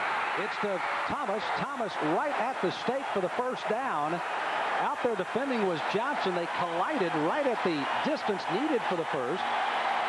And the official right on top of the play as he motioned 1st down. He has 1st and goal, Miami. Well, here we see a smart play by Gino. Everybody's up in there. He does a good job of checking off, checking to the quick out.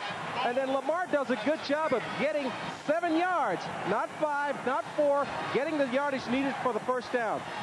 By the way, credit to Lemelski, Vickers, and Green. Boy, they stood their ground on that side to give him room to run to the right and throw. Torretta and the Canes, 1st and goal to go. The ball just outside the 2-yard line. The pitch comes outside to Donnell Bennett. Turns the corner, stumbles to the goal line. A flag is down. He's at the 1. Larry Jones was out in front of him blocking. Harris made the tackle for Arizona. Preliminary signal. Let's check and see where it stands. Holding against Miami. So the Canes come up with a holding penalty.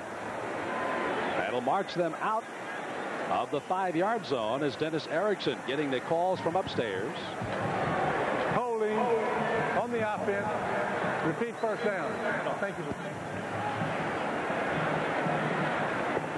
Here we see the flanker, number 83, Dietrich Klosel, that's on the hold here. And it really hurts the Hurricanes' chances of scoring here because you got it down there first and goal inside the 5-yard line. Now it's moved back to the 13-yard line, and it's a lot tougher the further out you are as far as being able to run the football in. There is one key, though. They get a little bit more room for you wide receivers to run your patterns and drive the defender back. And let's see what they do as they have nobody in the backfield. Split wide receivers, trips to the right. First and goal to go. To Williams, to the near side, breaks a tackle to the 5, dives to the 2-yard line. Sean Jarrett could not wrap him up, and Williams dives it to the 2. It'll bring up a second and goal for Miami. Once again, the Wildcats come with the blitz on the weak side, and Gino does a good job of getting rid of the ball before the blitz gets there, getting it in Kevin Williams' hands, and Morris is just unable, because of the injury, to lock up and make a solid tackle. Well, I tell you what, that offensive front line has risen to the occasion at the moment. They're giving Toretto at least some time to do something. Second down, goal to go at the 2. Toretto with a play-action fake over the middle at the backside of the end zone. Touchdown, Miami!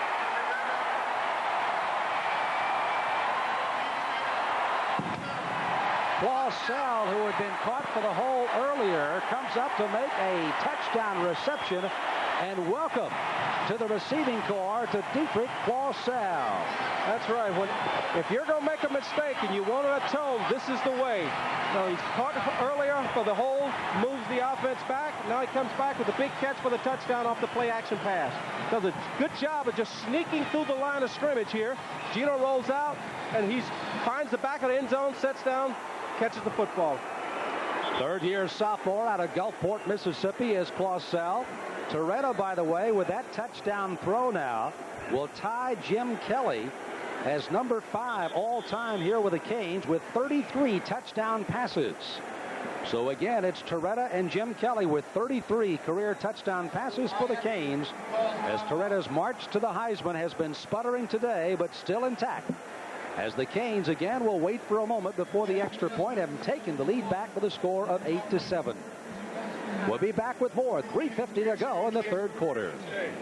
Clausell's touchdown catch here. Miami has taken an 8-7 lead with 3:50 to go in the third period in the backside of the end zone. Once again, moving the pocket, giving Gino a little bit more time to throw, and Clausell sneaking to the back of the end zone, coming wide open. 61 yards in 11 plays, taking 4.5 minutes. Clausell and the Canes are lining up for 2. They're up by 1. Want to get a 3-point lead if they can with this 2-point conversion. Williams in motion. They're at the hash mark on the near side. Toretto looking for traffic, knocked down at the line of scrimmage. And it's going to go incomplete, and that, of course, will stave off an opportunity for the Canes to up the lead to 3 as they're up by a single point. And the team that enjoyed the number 2 passing offense in the country with averaging over 353 yards, right behind East Carolina's 397, are having their problems today with the Wildcats. Richard Maddox just does a good job of getting his hands up. He couldn't get penetration into the backfield. He just timed his jump and swatted the ball down. Excellent play by Richard Maddox. I'm sure before all of this day is over, there'll be a lot of conversation going on. Yes, Miami was looking past Arizona to Florida State. Do you buy that, or does Arizona come in with a game plan to play this well? Well, you know, in talking to the Wildcats coaching staff, they felt that they play teams similar to Miami year-round in the Pac-10. So they were prepared to come in and play against this great offense. So you've got to give them credit, but also knowing the magnitude of the Florida State game versus this game here, I would be remiss if I said that the players weren't looking forward to Florida State's game next week. And I think Coach Erickson has done as good a job as any coach can do to try and keep them channeled in the right direction to get them prepared for this ball game from everything I saw in practice this week. Well, he's won 35 and lost only 3 in his 4 years here at Miami. 85-34-1 overall. Dane Pruitt will kick off. It'll be Levy at the 15 to the 20. Gets through the first line to the 35 and dives his way to the 39-yard line and with Vaughn, Levy, and Carter, their return people, they have got some danger on a 29-yard return. Coming up was Chad Wilson to make the stop finally for Miami. After Arizona has again given up the score and trailed by the score of 8-7, Mala'ulu back in there for the Wildcats.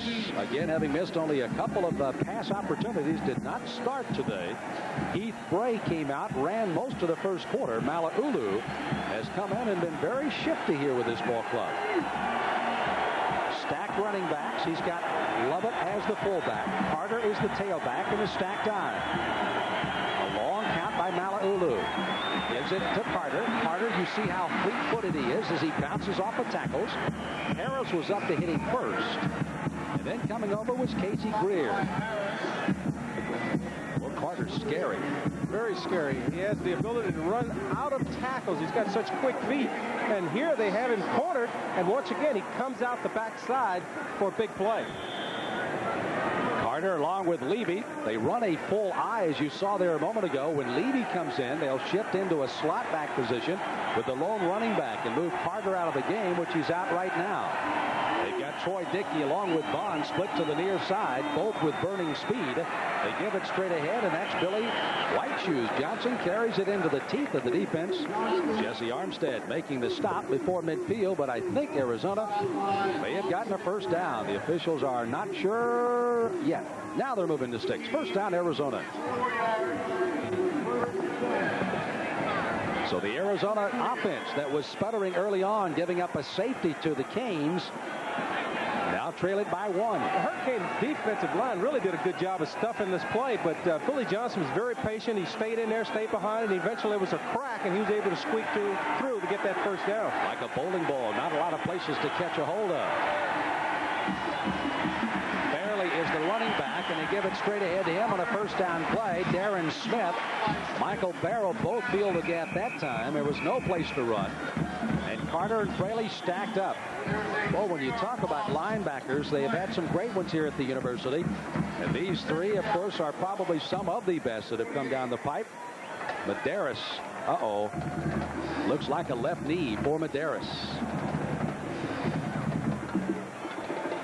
Well, we don't see the injury here. You see a good job of the linebackers we were talking about. Darren Smith coming across, making an excellent play, but hopefully Medeiros is not hurt too bad.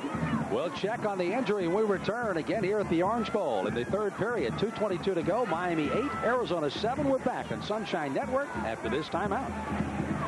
Now, by the score of 8-7 late in the third period, but now Miami has come on the verge of losing one of their top defensive players. That's Rusty Medeiros, who is down. They have called out the stretchers. He will be carried off with a bad left knee. Our replay is very, very quick, so you have to kind of take a quick look at it when we take a look and see just exactly if we can find out. Look on the left side of your screen now and see if you can see Medeiros with his knee going. He gets his knee sort of buckled up under him here, and it really doesn't look good. You hate to ever see any player come up with a knee injury of any sort, but to see a premier pass rusher, a great player, great young man like Rusty Medeiros not being able to get up and walk off the football field is a tragedy. Well, Medeiros, of course, was the leader of the sack pack last year for the University of Miami Ball Club. Again, he had a total of 10 sacks last year, 55 tackles, best as a lineman. Let's go downstairs to Joe Rose. Joe, does not look good from up here. Well, this doesn't look good at all. You see the guys huddled around. There's a little concern out there right now, but on a little more of an upbeat note here at halftime, Coach Erickson talked to the team not so much about how they were playing, but the motivation, the emotional, they just didn't look like they were up for the game. So he had discussed that. That was most of his speech. It looked like it kicked in for the offense here. That was a big drive for him to get in there. I know he's very happy about that. Well, as the Canes enjoy a 1-point lead, they are watching now as one of their top defenders is being applied a temporary cast to the left knee. You see it being all strapped up there. Medeiros, if there is one positive part of this, lower body leg strength. He is the second best on the team behind Mark Caesar in squats. 600 pounds for Caesar, 525 for this man, Rusty Medeiros. So he is a guy that shows you a lot of strength in the lower body. Not to say that the ligaments can't go if that should be the case here, but nonetheless, he does have a lot of lower body strength and hopefully can rehab and very, very quickly. And we're not going to be presumptuous on what the injury might be, but it does not look good from this vantage point. No, it doesn't look good. They put an air splint on there is what they've done. And, you know, you talk about the lower body strength and lower leg strength. Usually, more than anything else, it gives you the ability to bounce back after the injury a lot quicker. And let's just keep our fingers crossed for Rusty that it's not as bad as it looks. By the way, they got, of course, a positive as we take a look at the replay again. And there you see Rusty again. He is on the second man from the inside on the left, and the leg did double in underneath him as he got collapsed in. They get Kevin Patrick down off of the right shoulder problem. He plays well today, but unfortunately on the opposite side of the end, Rusty Medeiros goes down. So you get one back, but you lose another. And that's a tough break for the Canes. And that's really tough because you feel that your team's coming together. You're getting people healthy. You're looking at the remainder of the season. And then to lose a guy of this caliber. Last week, Gino Toretta went out, and that had to be a scare. But to see this gentleman here go off on a stretcher or a wheelchair, you know, you really know with the character of a Rusty Medeiros that he has to be hurt seriously at this point. Well, Rusty, who works on his father's ranch out in Ozark, Missouri, has ridden a lot of tough bulls, but he rode one this afternoon that certainly bucked him away. And now he has to make a comeback, and you can hear the great support that this Cane people show. And look at his teammates are saying, hey, he's gone, but we've got some people. Let's do it. Let's get fired up. Let's get something going. They're up by a point. Dick Toomey obviously aware of the situation as well. His team has a second down and 12 yards to go. And a ball at about the 48-yard line in Arizona territory. And again, another look there at Rusty Medeiros.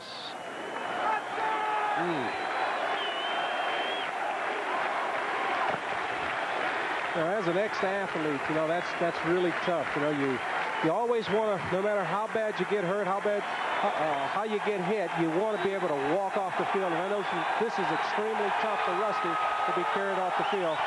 And this is something that, with his character, though, he will bounce back from. So I have a feeling this 50,000 is going to be quiet no longer for the rest of the afternoon.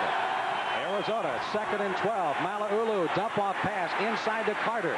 Carter in the open field. Paul White makes the tackle. A flag is thrown behind the runner that time, as McNeil and White were the two people that made the stop again on a very flashy runner, Antoine Carter.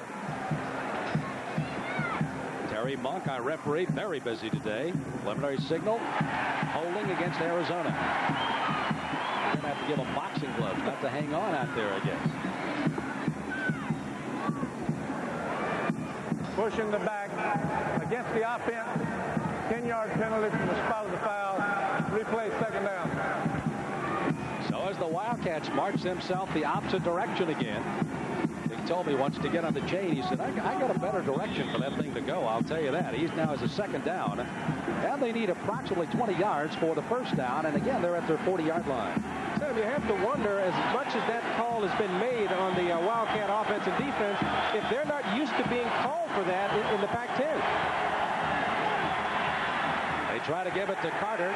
By the way, Darren Klein, along with Kevin Patrick, are now playing the two bookend defensive ends with Medeiros out of there. Warren Sept, along with Mark Caesar, playing very well on the inside. Michael Barrow and the linebackers doing well. Lopez and Riley alternating as well in the front line. So we're seeing a lot of playful people. Also, Damian Bethel has also played some defensive end this afternoon for the Canes. In the secondary, we've seen Paul White and Sigler. We've seen Harris and Greer very active today. And, of course, Ryan McNeil, who is always an outstanding left cornerback. 0 for 6 in third down conversions. It's 3rd and 20 for Arizona. In trouble. Malaulu breaks out of it. Throwing intended for Dickey. He's got it, but shy of the first down. Malaulu, boy, he's got a little bag of tricks of his own. Got out of pressure. Flew on the run, and Dickey, the All-American out of junior college in Coffeyville, makes the catch.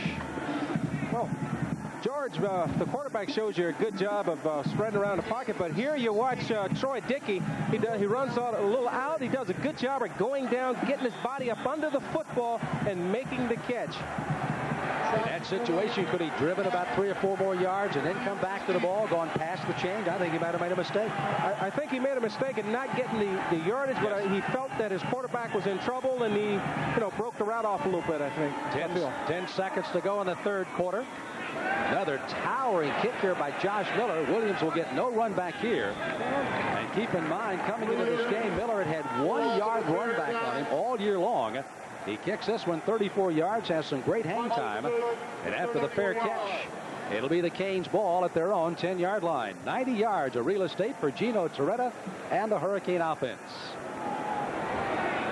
Time again, only 1 second. They'll roll the clock into motion here on the snap. And again, obviously, the left knee will not return for Rusty Medeiros. We will get a progress report on that if we have an opportunity at the end of the game. Joe Rose, I'm sure, will be working on that for us near the end to get an update, just as he did last week on Gino Torretta, who is playing today. So the last snap of the third period. Torretta back to throw over the middle to Williams. He caught it after the ball's tipped. Boyer got a piece of it. Williams in the open field. First down after a 15-yard gain, and that's the end of the third. And there's a positive note, despite the loss of Rusty Medeiros for the Canes, as they'll head for the final 15 minutes here at the Orange Bowl. They've got only a 1-point lead on the Wildcats of Arizona, 8-7. We'll be back. Hope you will, too, here on Sunshine Network. 7,049 filed into the Orange Bowl. Not expecting this score. Miami 8, Arizona 7 as we start the fourth quarter with Gino Torretta and company with a first down and 10 at their own 25-yard line. Josh Miller hunting Arizona very well today. Torretta pulling to the outside to Copeland at the 30, trying to juke out of the way of Johnson, and gets it up for another first down for the Miami Hurricanes. And you kind of get a feeling things are happening. Let's go downstairs to Joe Rose. Joe? Sam and Nat, it's definitely Rusty Medeiros' left knee. He will not return, obviously, and the diagnosis on exactly what the problem is will not be known until after the ball game. Thanks, Joe. Of course, he's missed on defense. Getting Kevin Patrick was a plus today for the Canes, though, as he and Darren Crine will handle defensive ends. Trips to the right, first down for Miami at their own 36. Here's an out pass coming to Thomas. Coming up to make the stop on a hit again is Keyshawn Jones. He's the left corner. He goes with the strong side of the formation, and after a 13-yard catch by Lamar Thomas, the Canes go 2 for 2 in first downs and are on the move at their own 48-yard line. Looked like the Hurricanes have just decided they're going to go trips and throw the ball out here to the wide side and take advantage of this one-on-one and take advantage of the posse. The ruthless posse haven't had a chance to get started today, get upfield, and here's that opportunity. You get that man-to-man coverage, so let's go with it. Well, those trips go to the left side, wide side, as the handoff goes to Steve McGuire. Steven trying to run his way up the middle. Grant Boyer, a junior college transfer from Snow Community College out in Utah, hails from Hooper, Utah, makes the stop. 6'1", 228, a junior transfer. No gain, second out and 10. Once again, we're looking at the pitch. It's good blocking, but Boyer just does a good job of reading the play and getting into the backfield and trying to make a stop before they can get started upfield. Sanders and Morrison are isolated here on the near side against Copeland. Torretta with a second and 10. Back drops to throw.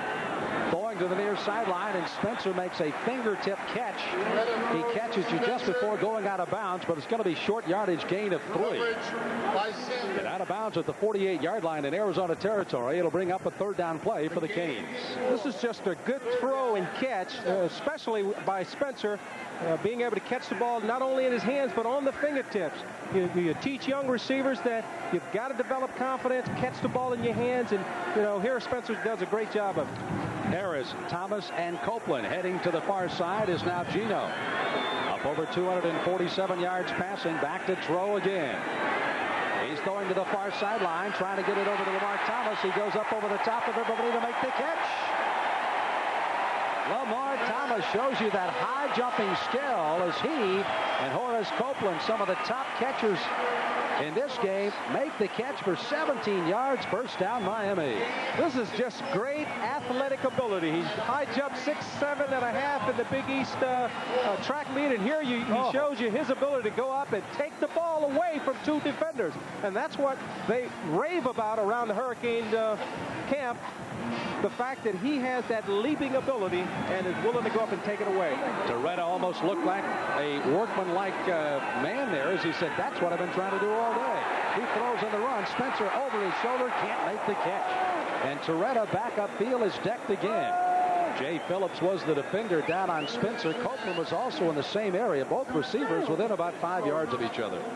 Toretta again took another shot here, Nat. Right. This play just didn't look good getting started. As you can see, it looked like the linemen are late getting off the ball, and Eldridge gets beat early, which doesn't give Gino good time to throw the football. But he almost made an excellent play in getting the ball out to Darrell Spencer here. Number 2, Washington. Number 3, Florida State. You know are looking at this score and saying, particularly with Miami and Florida State here at the Orange Bowl next Saturday. Toretta with a 2nd and 10 at the 35. Protection to throw. Complete to Williams. Williams needs to get 3 or 4 yards. Will not get it. Lost yardage after he caught the ball right at the 25. He backpedaled to give himself some running room. Brandon Sanders wrapped up the legs and dropped him down at the 27-yard line. Good play by Sanders, number 18. Sam, here's where as a coach, you really go bonkers, because here's a guy like Kevin Williams that has all of this ability, and he does too much dancing. Here he does too much, and it cost him more so than helping him. He wasn't able to use his ability because he dances around too much there. They need to get to the 24-yard line, and they're going only 2 for 9 on 3rd down conversions. It's 3rd down and 3. For Miami, Toretta with a lone running back. Donnell Bennett behind him, trips to the left. He gives to Bennett, who fumbles the ball, gives Arizona a chance to, that's Jones. And Sean Harris is the first to hit him, and there's another flag down in the middle of the offensive and defensive line battle. But again, it was Larry Jones rather than Donnell Bennett, when we correct that for you. And just didn't handle the handoff. Holding against Miami. Now, of course, Arizona has an interesting situation here with a 3rd down and 3. You would probably, with that wind right in the face of Dane Pruitt, would know that Miami would be out of field goal range. Let's go downstairs to Joe. Talking to Dr. Uribe about Rusty Medeiros' left knee, it looks like it's dislocated, and he'll be out for a while, for no better word. Dislocated knee, it depends on if there was ligament damage or other damage when that goes out. Penalties decline. It'll be 4th down. Well, that was that situation I was telling you about. Now with the penalty being declined after the gain on the play, they declined it, makes it now a 4th down play. And on the 4-yard loss after the fumble recovery, it's now 4th down, and they need 8. And it brings on Paul Snyder to punt it away here for Miami. And he'll be angling for a corner. And Arizona, with a lot of people in the line of scrimmage, look like they're really ready to come at Snyder. They do not. Snyder punting it into the wind. The ball will bound at about the 7 and going to be knocked down very nicely. And a nice job being done there. And number 19 right on top of it is C.J. Richardson. And it'll be Miami's football, but deep in their own territory as they, of course, will go on defense against Arizona with 12:31 to go, leading by a point against Arizona. The football at the 2-yard line, where Arizona will take over, trailing Miami now 8-7 in the shadow of their own goalpost with 12:31 to go in the game from the Orange Bowl. Still a shocking score. Number 1 Miami being pressed to the hill here by the Pac-10 Wildcats of Arizona. Malaulu back in the end zone to throw. Dangerous call, but he throws to Dickey's. Got it in front of McNeil. Right at the stake for enough for a first down. It appears they might have gotten 10. We'll wait till they move those stakes, but again, Dickey with that look in from Malaulu in the end zone. Right. This is a very strange play because looked like Dickey breaks out on the out route. Ziegler's sitting there holding on, and then McNeil breaks on the interception. He feels that the ball is thrown to Vaughn. He's got the interception, and Dickey steps in front of him and catches the football. It was a 10-yard gain, so it's a first down and 10 for Arizona. They send Vaughn along along with Corral. Flanked out to the left side. Malaulu straight up the middle. Gives it to Lovett. Lamont Lovett from Los Angeles carries the ball straight ahead. Tackle is made by Terrace Harris. Again, the safeties, Greer and Harris, very, very active defensively today for Miami, and Harris getting up slowly himself. Well, I tell you what, the Wildcats have come to play today. They are banging all over the field. Yeah, once again, they just got good blocking at the point of attack. You see Michael Barrow diving, trying to make the catch, and up comes Harris to finally put him away. Harris, by the way, fell on the heels of Lamont Lovett when he took him down, and it knocked the wind out of him. He has come out of there, and I believe they have come in with C.J. Richardson or Paul White. I believe it's White. Back to throw on a 2nd down and 7. Malaulu throwing for Carter. Carter was not quite out there with Armstead, and the ball sails by him and incomplete. Stopping the clock, 11:17 to go in the game now, with Miami up by a single point, 8-7. Malaulu again did not start the game, suffering from a bad right shoulder. They thought about holding him out for the UCLA ball game next week in the Pac-10. But all of a sudden they found they were in a pretty tight game here with Miami, and I should say so. They elected to go with him, and look where they are right now, within a point of the #1 team on their home field. It really looks like he inspires this football team when he's in there, because he has the ability to give him that extra time with his fluidness to move around in the pocket and make things happen. They have failed in their previous 8 third-down plays, and they're going to fail again. Darren Prime from his defensive end spot, hat off, waving to the crowd, makes the big defensive play for the Canes. Arizona will have to kick the ball out of their own end zone, and Kevin Williams will look to make a return on this one. Derek Klein does a good job of beating big number 72 here, Vince Smith, and getting pressure in on the quarterback. Big play, Canes. Good shot of the junior defensive end. Aurora, Colorado, played at Smoky Hill High School. Josh Miller, he has been a very big positive for the Wildcats, kicking with a win. Flags are down. Offsides possibly against Miami as Miller drives Williams all the way back to his own 35. Turns up to the 40, to the 45. It may all be for naught because there's a flag back upfield, and Miami might have jumped offsides. A 50-yard punt, an 11-yard return. Chad Ross was the man who finally made the stop on Williams, but hold the phone as Terry Monk and company have offsides against the Wildcats. Wait a minute. Offsides against Miami. Was that a double offsides, or was that a wrong call? Terry, you've been doing this all day. You got to get it right here in a minute. They could write a book on the penalties that have been given here today. Right, they've had their work cut for them today. But Josh Miller has done an excellent job today in keeping that Hurricane offense backed up here with their backs to the wall, and he hits a 50-yarder. Here's Terry Monk. Offside, defense, at the snap, the penalties declined, first down.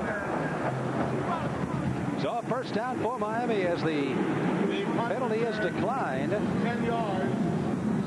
And with 10:16 left to play, it is Miami 8 and Arizona 7 as we are in the 4th quarter of this ball game. And Miami trying to have the lead, something they have not enjoyed a great deal of the time today. Dick Toomey has brought his ball club in late, but they have played well. Dennis Erickson has tried to find all of the X's and O's that will work. And now he tries to dial in a big drive they need here in the 4th quarter. Doretta drops to throw. Going in the wide out, long downfield, intended for Copeland. The flag is down. Face starting was Keyshawn Johnson. Never turned to look at the ball, and the flag is down way upfield at the 20-yard line. Doretta hopes that's the call anyway. Stopping the clock with 10:10 to play. Well, Johnson just does what all good defensive backs do in a case like this. You're beat for the 6. You know it. Take the penalty. Go back. Let's re-snap the ball. Give him 10 yards rather than letting a guy like Horace Copeland beat you for the touchdown. Pass interference on the defense. 15-yard penalty. Automatic first down. What do you think about bringing it back to the line of scrimmage and stepping it off there? I think that after playing in the pros I was so used to point of the foul and et cetera, that was a little too penalizing for a ball club because it took away a player's initiative to be smart, to be heady, to come up with the smart thing when you beat. And in college, they allow that kid to be able to do that. Arizona's been penalized 14 times for 141 yards today. Wow. Gino Torretta back to throw. Going to the out pass to Williams. There's a flag down, back up behind the line of scrimmage. This must be hanky week as the referees out of the Big East are having a field day. Williams carries it for 9 yards after the pass and run. Keyshawn Johnson was the man that knocked him down. Spot of the foul being pointed out there by the referee Terry Monk. Face mask against Miami. So they are really battling on that front line here. Let's take a good look at this here, and you can see the left tackle, Carlos Etheridge, here with his hands to the face, and you just can't do that in college football, or you can't do it in football in general. I keep referring to college football, pro football, but you cannot do it in football. Period. Well, you remember the 15 yards that Miami got from Arizona? Give it back to them. But the problem is now it's a first down and about a roadmap for a first down. They have 1st and 25. If you've got two teams that are basically hurting themselves, stopping themselves with the amount of penalties and the inopportune times that the penalties come. They're mounting a drive, and all of a sudden, instead of having a 9-yard gain, you lose 20 yards. Torretta back to throw. Jones back to block for him. He's throwing once again, intended for Thomas, just off his fingertips. Johnson was back there, and I'm not sure if Johnson got a tip of it. The way Thomas is indicating, it just nipped off of both of their fingers and incomplete. Oh, that was speed personified as those two burners got after each other. Well, Keyshawn Johnson is their best man-to-man cover, and you see him going step to step with Lamar Thomas here.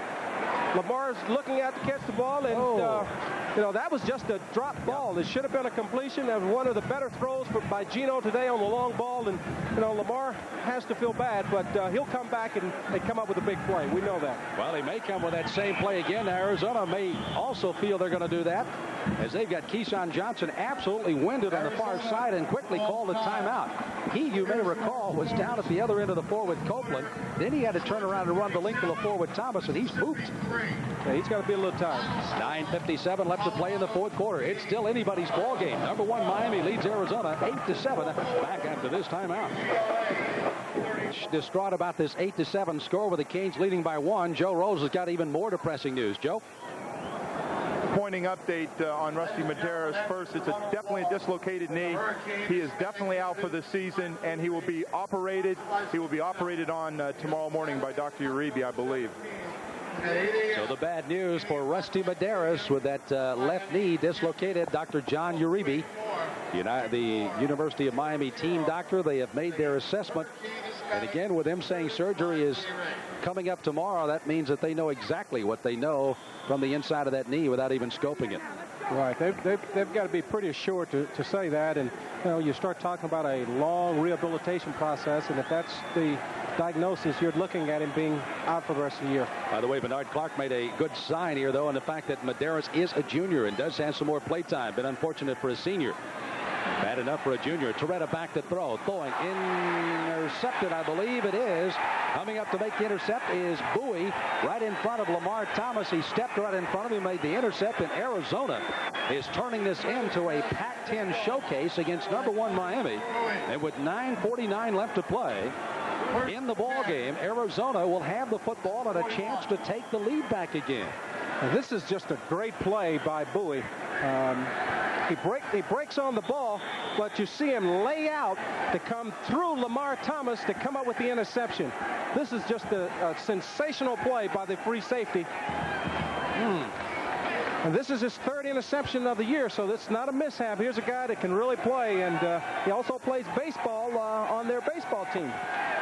Missed the spring drills to play on that Arizona Wildcat baseball team. You see from New Orleans, Louisiana, Tony Bowie. Now Arizona wanting to make sure their offense is in gear because this is a key possession for them. Have called a timeout. giving us time to remind you, and our thanks once again. And a lot of people here at the University of Miami and Arizona have helped us out. We'll keynote them before the day is over. It's 8-7. Miami clinging to a 1-point lead as we head for the final minutes at the Orange Bowl. With Nat Moore and Joe Rose, as Arizona's Wildcats of the Pac-10 are challenging the #1 Miami Hurricanes with less than 10 minutes to play, and the Canes leading by a point. George Malaulu, the quarterback for Arizona, 1st and 10. To the left side, and Armstead will not let him get out of side as they try to come to the short side of the field.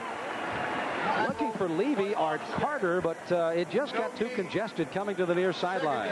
Yeah, they came out and tried to run an option back to the short side of the field, and the Hurricanes defense just did a good job of stringing it out and not giving them a chance to either pitch the ball or to get turned upfield. So again, the defense for Miami is going to be called on to shut down the Wildcats. Keep in mind, Josh Miller, their punter, has been a real weapon and would have the wind at his back if indeed they have to give up the football. Malaulu goes to Levy. He's dropped. Mark Caesar makes a key play for the Canes defense. Darren Crine was there as an accomplice. 4-yard loss for Arizona.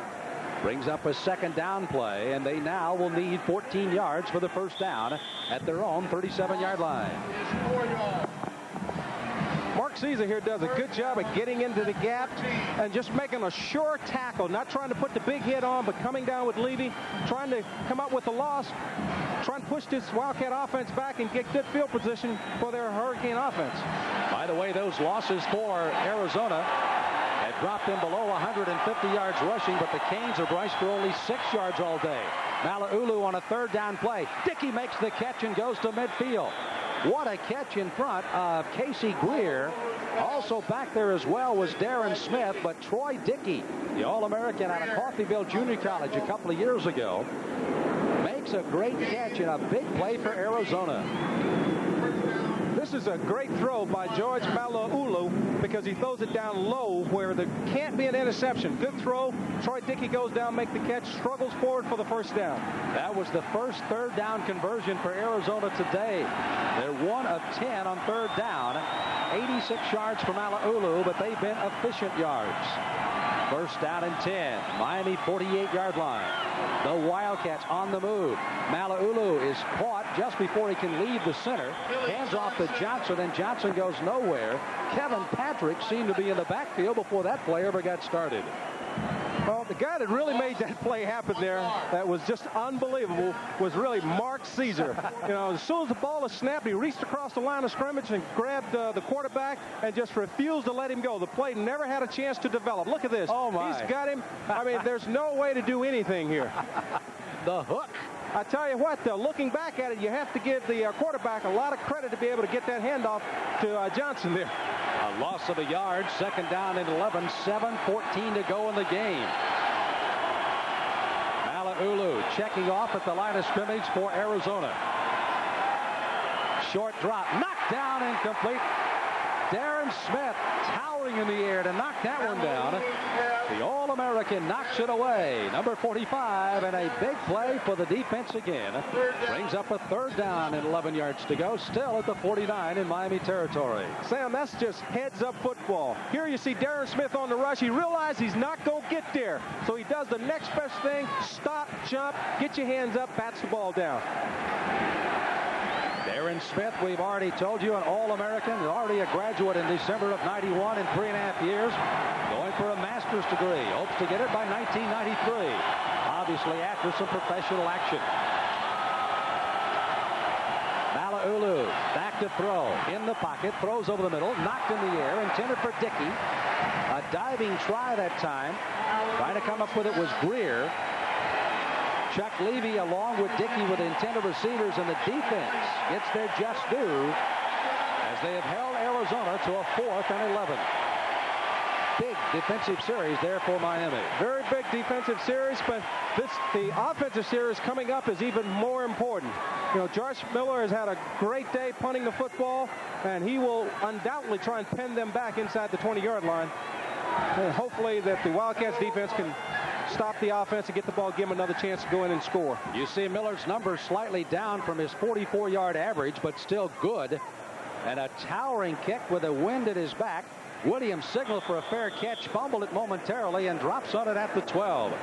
37 yards, but good field position as far as Arizona not giving it up to Miami. And Gino Torretta gets the final instructions from Dennis Erickson, dials in the play, and now you made mention the defense did their job. Now the offense has got to take the bit in their teeth if they want to get another score to take this one out of reach of the Wildcats. Well, the problem is for the Hurricane offense at this time, Sam, is their inability to run the football. You've got 6 minutes, 48 seconds left in the ball game. They have not been able to run the football, so they can't have any confidence, and that means that they've got to throw the football. Incompleted pass stops the clock. They have rushed for only 6 yards on 20 carries, have the Canes today. Torretta out pass going to Copeland, behind him, incomplete. Copeland had run a little deeper route than Torretta thought he was going to. He was throwing it to about the 27 or 8, and he had run the route to the 30.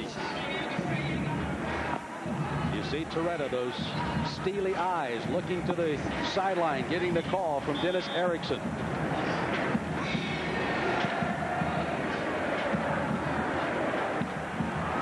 Offensive line trying to hold him out. 6:43 to play in the game, and still only a 1-point lead for the Canes. A shocking score at the Orange Bowl. The handoff to Bennett, no place to run to. Straight up the middle. Waldrop is the first to meet him, and then he got help from Sean Garrett, the linebacker. And let me tell you, this Arizona defense we talked about at the top of the show have really shown us something today. They've got great personnel up front, and they just do a good job of getting around the blocker, getting into the backfield, creating havoc. This draw never had a chance to develop because they're already loose. They can see the handoff way ahead of time. You don't fool anybody if you haven't been able to run the football and you're not throwing it effectively. Loss of 3 on the play. 3rd down, 13. You see the nose of the football just inside the 10-yard line. And again, only 2 for 11 on 3rd down plays. Torretta has to come up with a key play here. He's throwing on the out to Copeland. Copeland has it. Does he have enough for the first down? Just barely, as he catches it just inside the 25. They'll mark it closer to the 23. And that's about where he had to get for the first down. I'm really impressed with Horace Copeland. He's shown us everything today. And here you see a good job of getting the first down and then coming back. And if you notice, he always gets enough that he can come back and meet the football to keep the ball from being intercepted. They are going to bring the change, I believe, from completely across the field, and wisely so in this situation. It is late in the ball game. It could be a very key play. Don't make any guesses from across the field. Very wisely done by Terry Monk and his officiating corps from the Big East Conference. Make sure. First down, Miami. It doesn't say you have to make it by how much. You just have to make it, and they did. I'll tell you, the officials have done a great job today. They've kept the game really on the wraps. You haven't seen the tempers get out of hand. No real bad penalties as far as the flagrant fouls, anybody hitting each other in the mouth. A lot of miscues by the offensive line and etc. But overall, the officials have done a great job. Copeland indeed has had a great day with 138 yards and 9 catches. And our executive producer, Tom Hastings, and his staff giving you the sights and sounds of college football today from the Orange Bowl. Torretta, a busted play as he rolls out to the left side. He's going to run under pressure and gets necked down by Sean Harris. And I'm not sure what he was looking for as he made that turn on the outside of the left side. Whatever it was, it didn't develop. Well, I think Gino either checked off or he fooled Donnell Bennett as if he was checking off. And Bennett goes one way, Torretta goes the other way, and you've got a busted play. Under 5 minutes to play in the game now. Just necked it out there.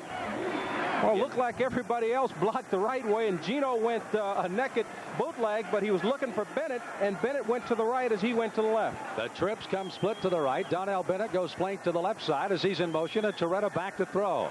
Pressure's there over the middle to Williams. Williams has it at the 29, but no more. Referee, Bowie, and Skurlock all go down for Arizona as the stop is made on Williams. They do gain on the play of about 6 or 7 yards. Let's see where they finally spot the ball. It is down at the 29. But it still brings up a 3rd down and about 5 to go. Good positive play, though, Sam. You got 2nd and 10. You get half the yardage. It makes that 3rd down play a lot easier. Only 3 for 12 on the 3rd down conversions today for the Hurricanes. Bennett goes in motion to the left again. Torretta, quick look into Williams. Ball tipped in the air. Williams has his helmet knocked askew. The ball goes incomplete, and it's now 4th down play. Sean Harris again on the deep drop there, not too deep, from the linebacker to make the knock away from Williams. Boy, Sean Harris, again, we didn't mention him a lot after the first quarter, but he's had a great second half now. We haven't called his name a lot, but here you see him, instead of blitzing, he's the guy that's coming out to make the hit, just reading the football and where it went. 3:45 is all that's left in this game. Arizona will get their hands on the football at least another time. Snyder, big rush, just gets it out of there. Great punt. Vaughn will make the fair catch and does it at the 35, and that's where the Wildcats again will face the Hurricane defense. Snyder's 37-yard punt, and the Wildcats again down by a point. Well, it'll be interesting to see what the Wildcats of Coach Dick Tomey, had dialed in as they get ready to see what they can do against this defense that played so well that last series, but the offense never able to get in gear. Well, looking at it from Coach Tomey, he's very happy at where he's at now. You want to be in the ball game going into the 4th quarter. You're going into the last 3.5 minutes, and you have the football with an opportunity to go ahead and maybe win the ball game. Now you'd like to get something established offensively, move the ball down, take time off the clock, and try and kick a field goal if you can't get into the end zone. The person that really have to be a little worried at this time is Coach Erickson. Your defense has been on the field the whole second half. Offensively, you haven't been able to do much. You haven't been able to run the football. You haven't been able to sustain a drive, and your defense has to be wearing down at this point. Well, if you like Smash Mouth sports, you're going to love the National Hockey League. It's here at its last. It's arrived in Florida.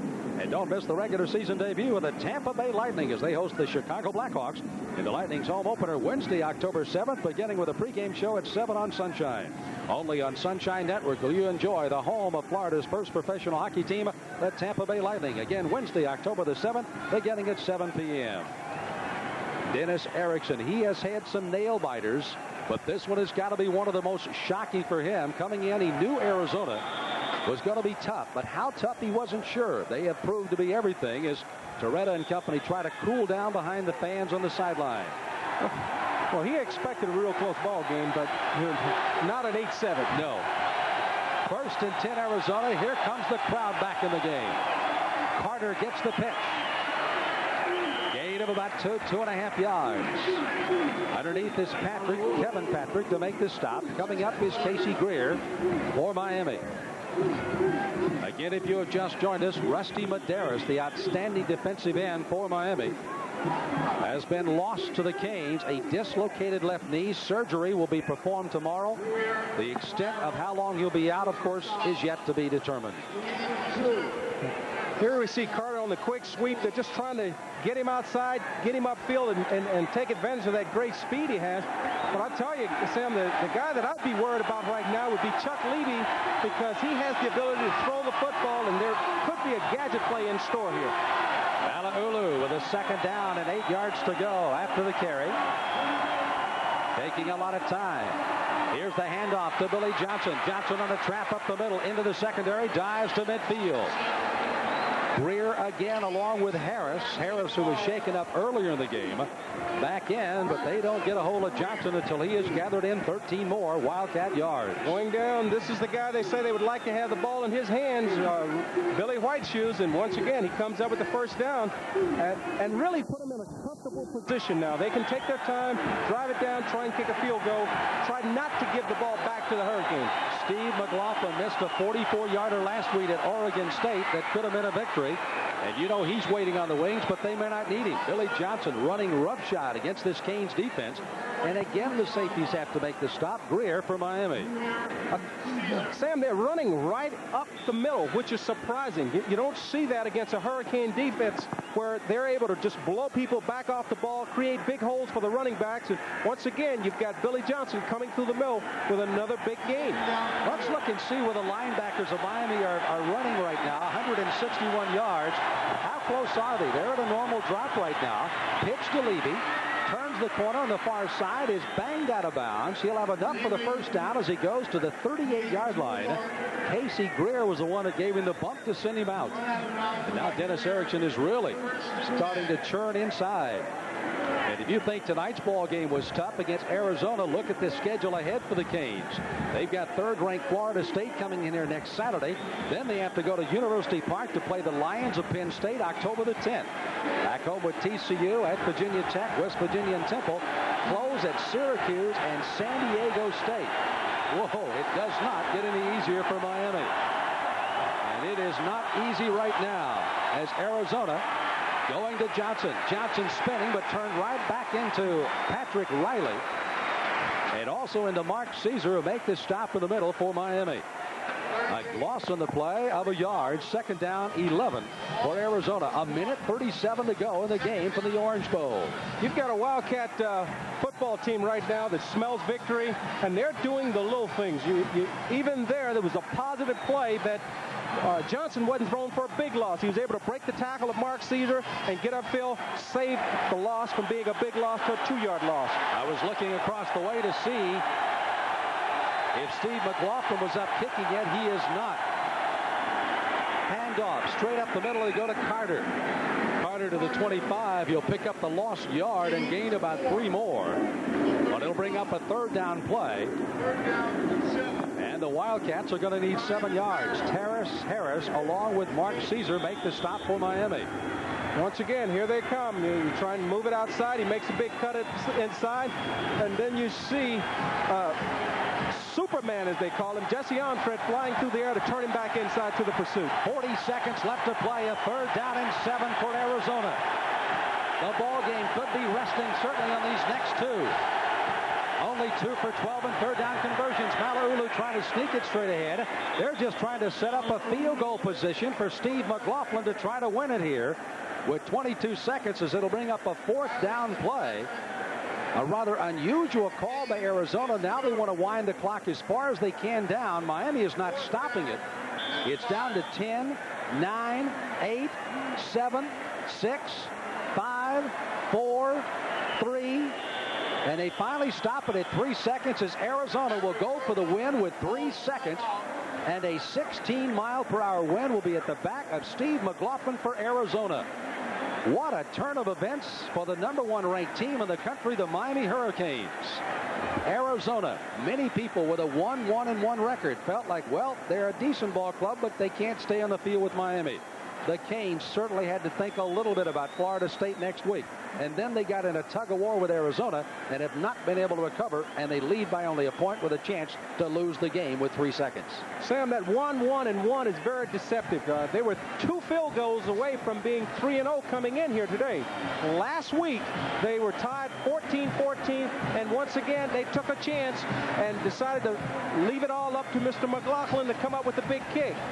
Well, this week, we've got the same scenario. If the Wildcats are victorious today, you have to say that special teams won the football game for them. The ability of the Wildcats to pin them back with the punt return, the ability of the Wildcats to convert their one opportunity at a field goal, and the inability of the Hurricanes to kick field goals when given that opportunity. Well, a good look at Steve McLaughlin. Again, missed a 44-yarder last week that could have given the Wildcats a win at Oregon State after the Beavers had come back with 8 unanswered points in the final minute of the game. It sailed to the left as he hooked it. Sebastian the Ibis trying to get it in. Both coaches now know that the game is here. Dick Tomey and his Arizona Wildcats, Dennis Erickson and the Canes. Graham will spot it down. The kick will come from 51 yards away. And now a timeout is called by Miami to ice the kicker. Well, this is the time to try and make him think about it. And that's a good job of coaching by Dennis Erickson here to give him a little bit more time to try and get inside of his head. Let the butterflies flow. And I'll tell you, I've been in these positions before, and when you see that kicker standing out there by himself, that's a very lonely feeling. By the way, our thanks to our statistician again this afternoon, Andrew Oshofsky. Our spotter has been Bernard Tiger Clark, a former Hurricane with us. Bobby Grossman has been our stage manager. Tom Hastings, our producer, and a great staff again here of radio and television professionals bringing you on Sunshine Network Hurricane Football. And it has been a strange afternoon for football at the Orange Bowl, certainly here today in Miami. Well, you know that the adrenaline is running on both sides of this football field with 3 seconds left to play. A 51-yard field goal separating number 1 Miami and Arizona with a possible upset here at the Orange Bowl. Well, you know the Hurricanes have to come after this kick, but the important thing is that they can't be offside and give them a second opportunity. They've got to make sure of the snap and try and get pressure and penetration and create some havoc there in the kicker's path. Rand will spot it down at the 41. 51-yard try. The crowd will tell you as McLaughlin will kick it for Arizona.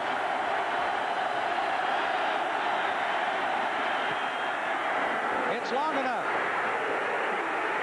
And it's no good. He's missed it to the right, and Miami has dodged a bullet from 51 yards away.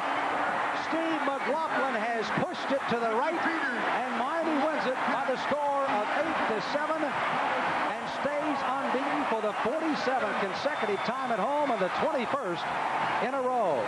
What a game by Arizona.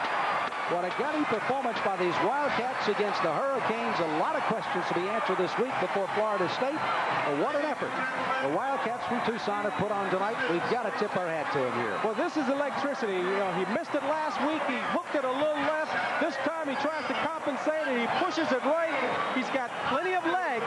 It's just a little right. Doesn't hook for him. And Hurricanes victory. No, the real sad part about this, you have to feel great for the Hurricanes that they didn't lose that winning streak, that #1 ranking, and all the great things they've done on a field goal.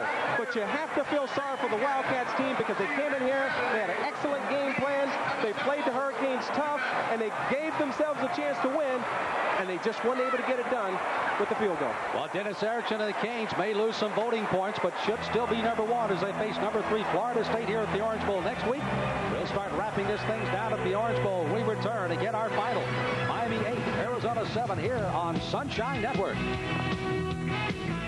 They'll be discussing this one for a long time to come. The Canes win by a point over Arizona 8-7.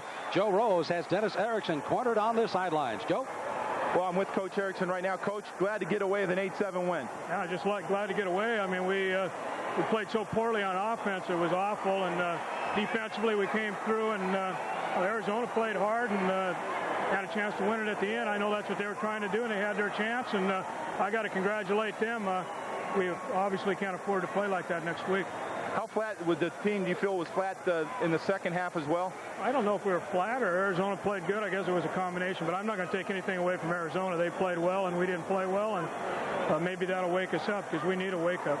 Do you know the latest? Have you heard anything about Rusty Medeiros? Rusty tore his knee up. I'm not exactly sure, but it looks pretty bad. Coach, I noticed they had 5 defensive linemen there at times. Did that cause you problems defensively? Not really. We just didn't move the football. I mean, we just didn't block anybody. It wouldn't have made any difference. So we just didn't play well, and they played well, and we're lucky to get out of it alive. And still a W, but like I said, if we play like that against Florida State's defense, we won't get a first down. Well, that's my next and last question. Florida State next week, Coach. Well, we better shape it up a little bit or we're in trouble. So we've got to get in there and talk about it. And those things happen in football over the country. We're fortunate to win the game. Well, congratulations on the 8-7 win. Thank you, Joe. Thank you. Okay, guys, back up to you. Thank you, Joe. And Coach Dennis Erickson. Again, he survives a 1-point scare here, but keeps the winning streak alive as they defeat Arizona 8-7. Back with a wrap-up of the Orange Bowl in a moment. Welcome back to the Orange Bowl here in Miami. The Hurricanes survive a scare from the Wildcats of Arizona, 8-7. And if you had to write a Cinderella finish for the Arizona Wildcats, saving, of course, for the last chapter, you got it with a missed 51-yard field goal and, of course, a horror show for the Hurricanes, but a happy ending as they, of course, keep their streak alive and head for the big matchup with Florida State. A tough afternoon of football all around for the Miami Hurricanes against the Arizona Wildcats. And that, as we take a look at the stats of this football game, one of the things that's going to stand out and glare at just about everybody when they look at the film is the rushing yardage for Miami. They had only 2 yards rushing in this football game all night long. Well, that's been a concern of the Hurricanes all year. They haven't been able to run the ball effectively. They were hoping by getting McGuire back that this would help them, but today they just weren't able to get it done. But you also have to give that Wildcat defensive front line a lot of credit for them not being able to run that football. Well, if the Canes thought it got tough tonight, you ain't seen nothing yet, because indeed the schedule ahead. Next week they play the Seminoles of Florida State, who have Wake Forest tonight. They'll then go to Penn State, then have a home game with TCU, at Virginia Tech, back with West Virginia and Temple, and finish at Syracuse and against Marshall Faulk and San Diego State coming up in the last game of the season. If they're going to be number one, it's going to be a rough road to hoe. They've got to do it without one of their top players. Rusty Medeiros is out with an injury, possibly for the year. Joe Rose, again, among the band, down on the sidelines, has a final comment. Joe? Well, the loss of Rusty Medeiros is definitely going to hurt this team, especially in pass defense. He's a great pass rusher. They'll have to find somebody to take his place in that situation. But also, I think, whether anybody's going to admit it or not, this team was a little bit flat before this game started today. They were looking maybe a little bit ahead to Florida State. Well, now they get away with the win, and next week, of course, Florida State. Thanks, Joe. We heartily enjoy, everybody has enjoyed our ball game for this afternoon. And again, a reminder that the Miami Dolphin Monday Night Magazine here on Sunshine will feature Tony Page along with John Grinsley. 7 p.m. That'll be on Monday night, September the 28th on Sunshine Network. Next week, by the way, these same Arizona Wildcats will be back in Pac-10 action here on Sunshine and Prime Network around the country against UCLA, live at 6:30 Saturday night, October the 3rd. Our next telecast on Sunshine Network featuring the Hurricanes will be against the Horned Frogs at TCU here at the Orange Bowl, Saturday, October the 17th. And note the late start time for us and a tape delay in the kickoff that afternoon at the Orange Bowl. Well, on behalf of all of us, for Nat Moore, Joe Rose, this is Sam Smith. Our final score again, Miami 8, Arizona 7. Till next time, thanks and so long, everybody, from Miami.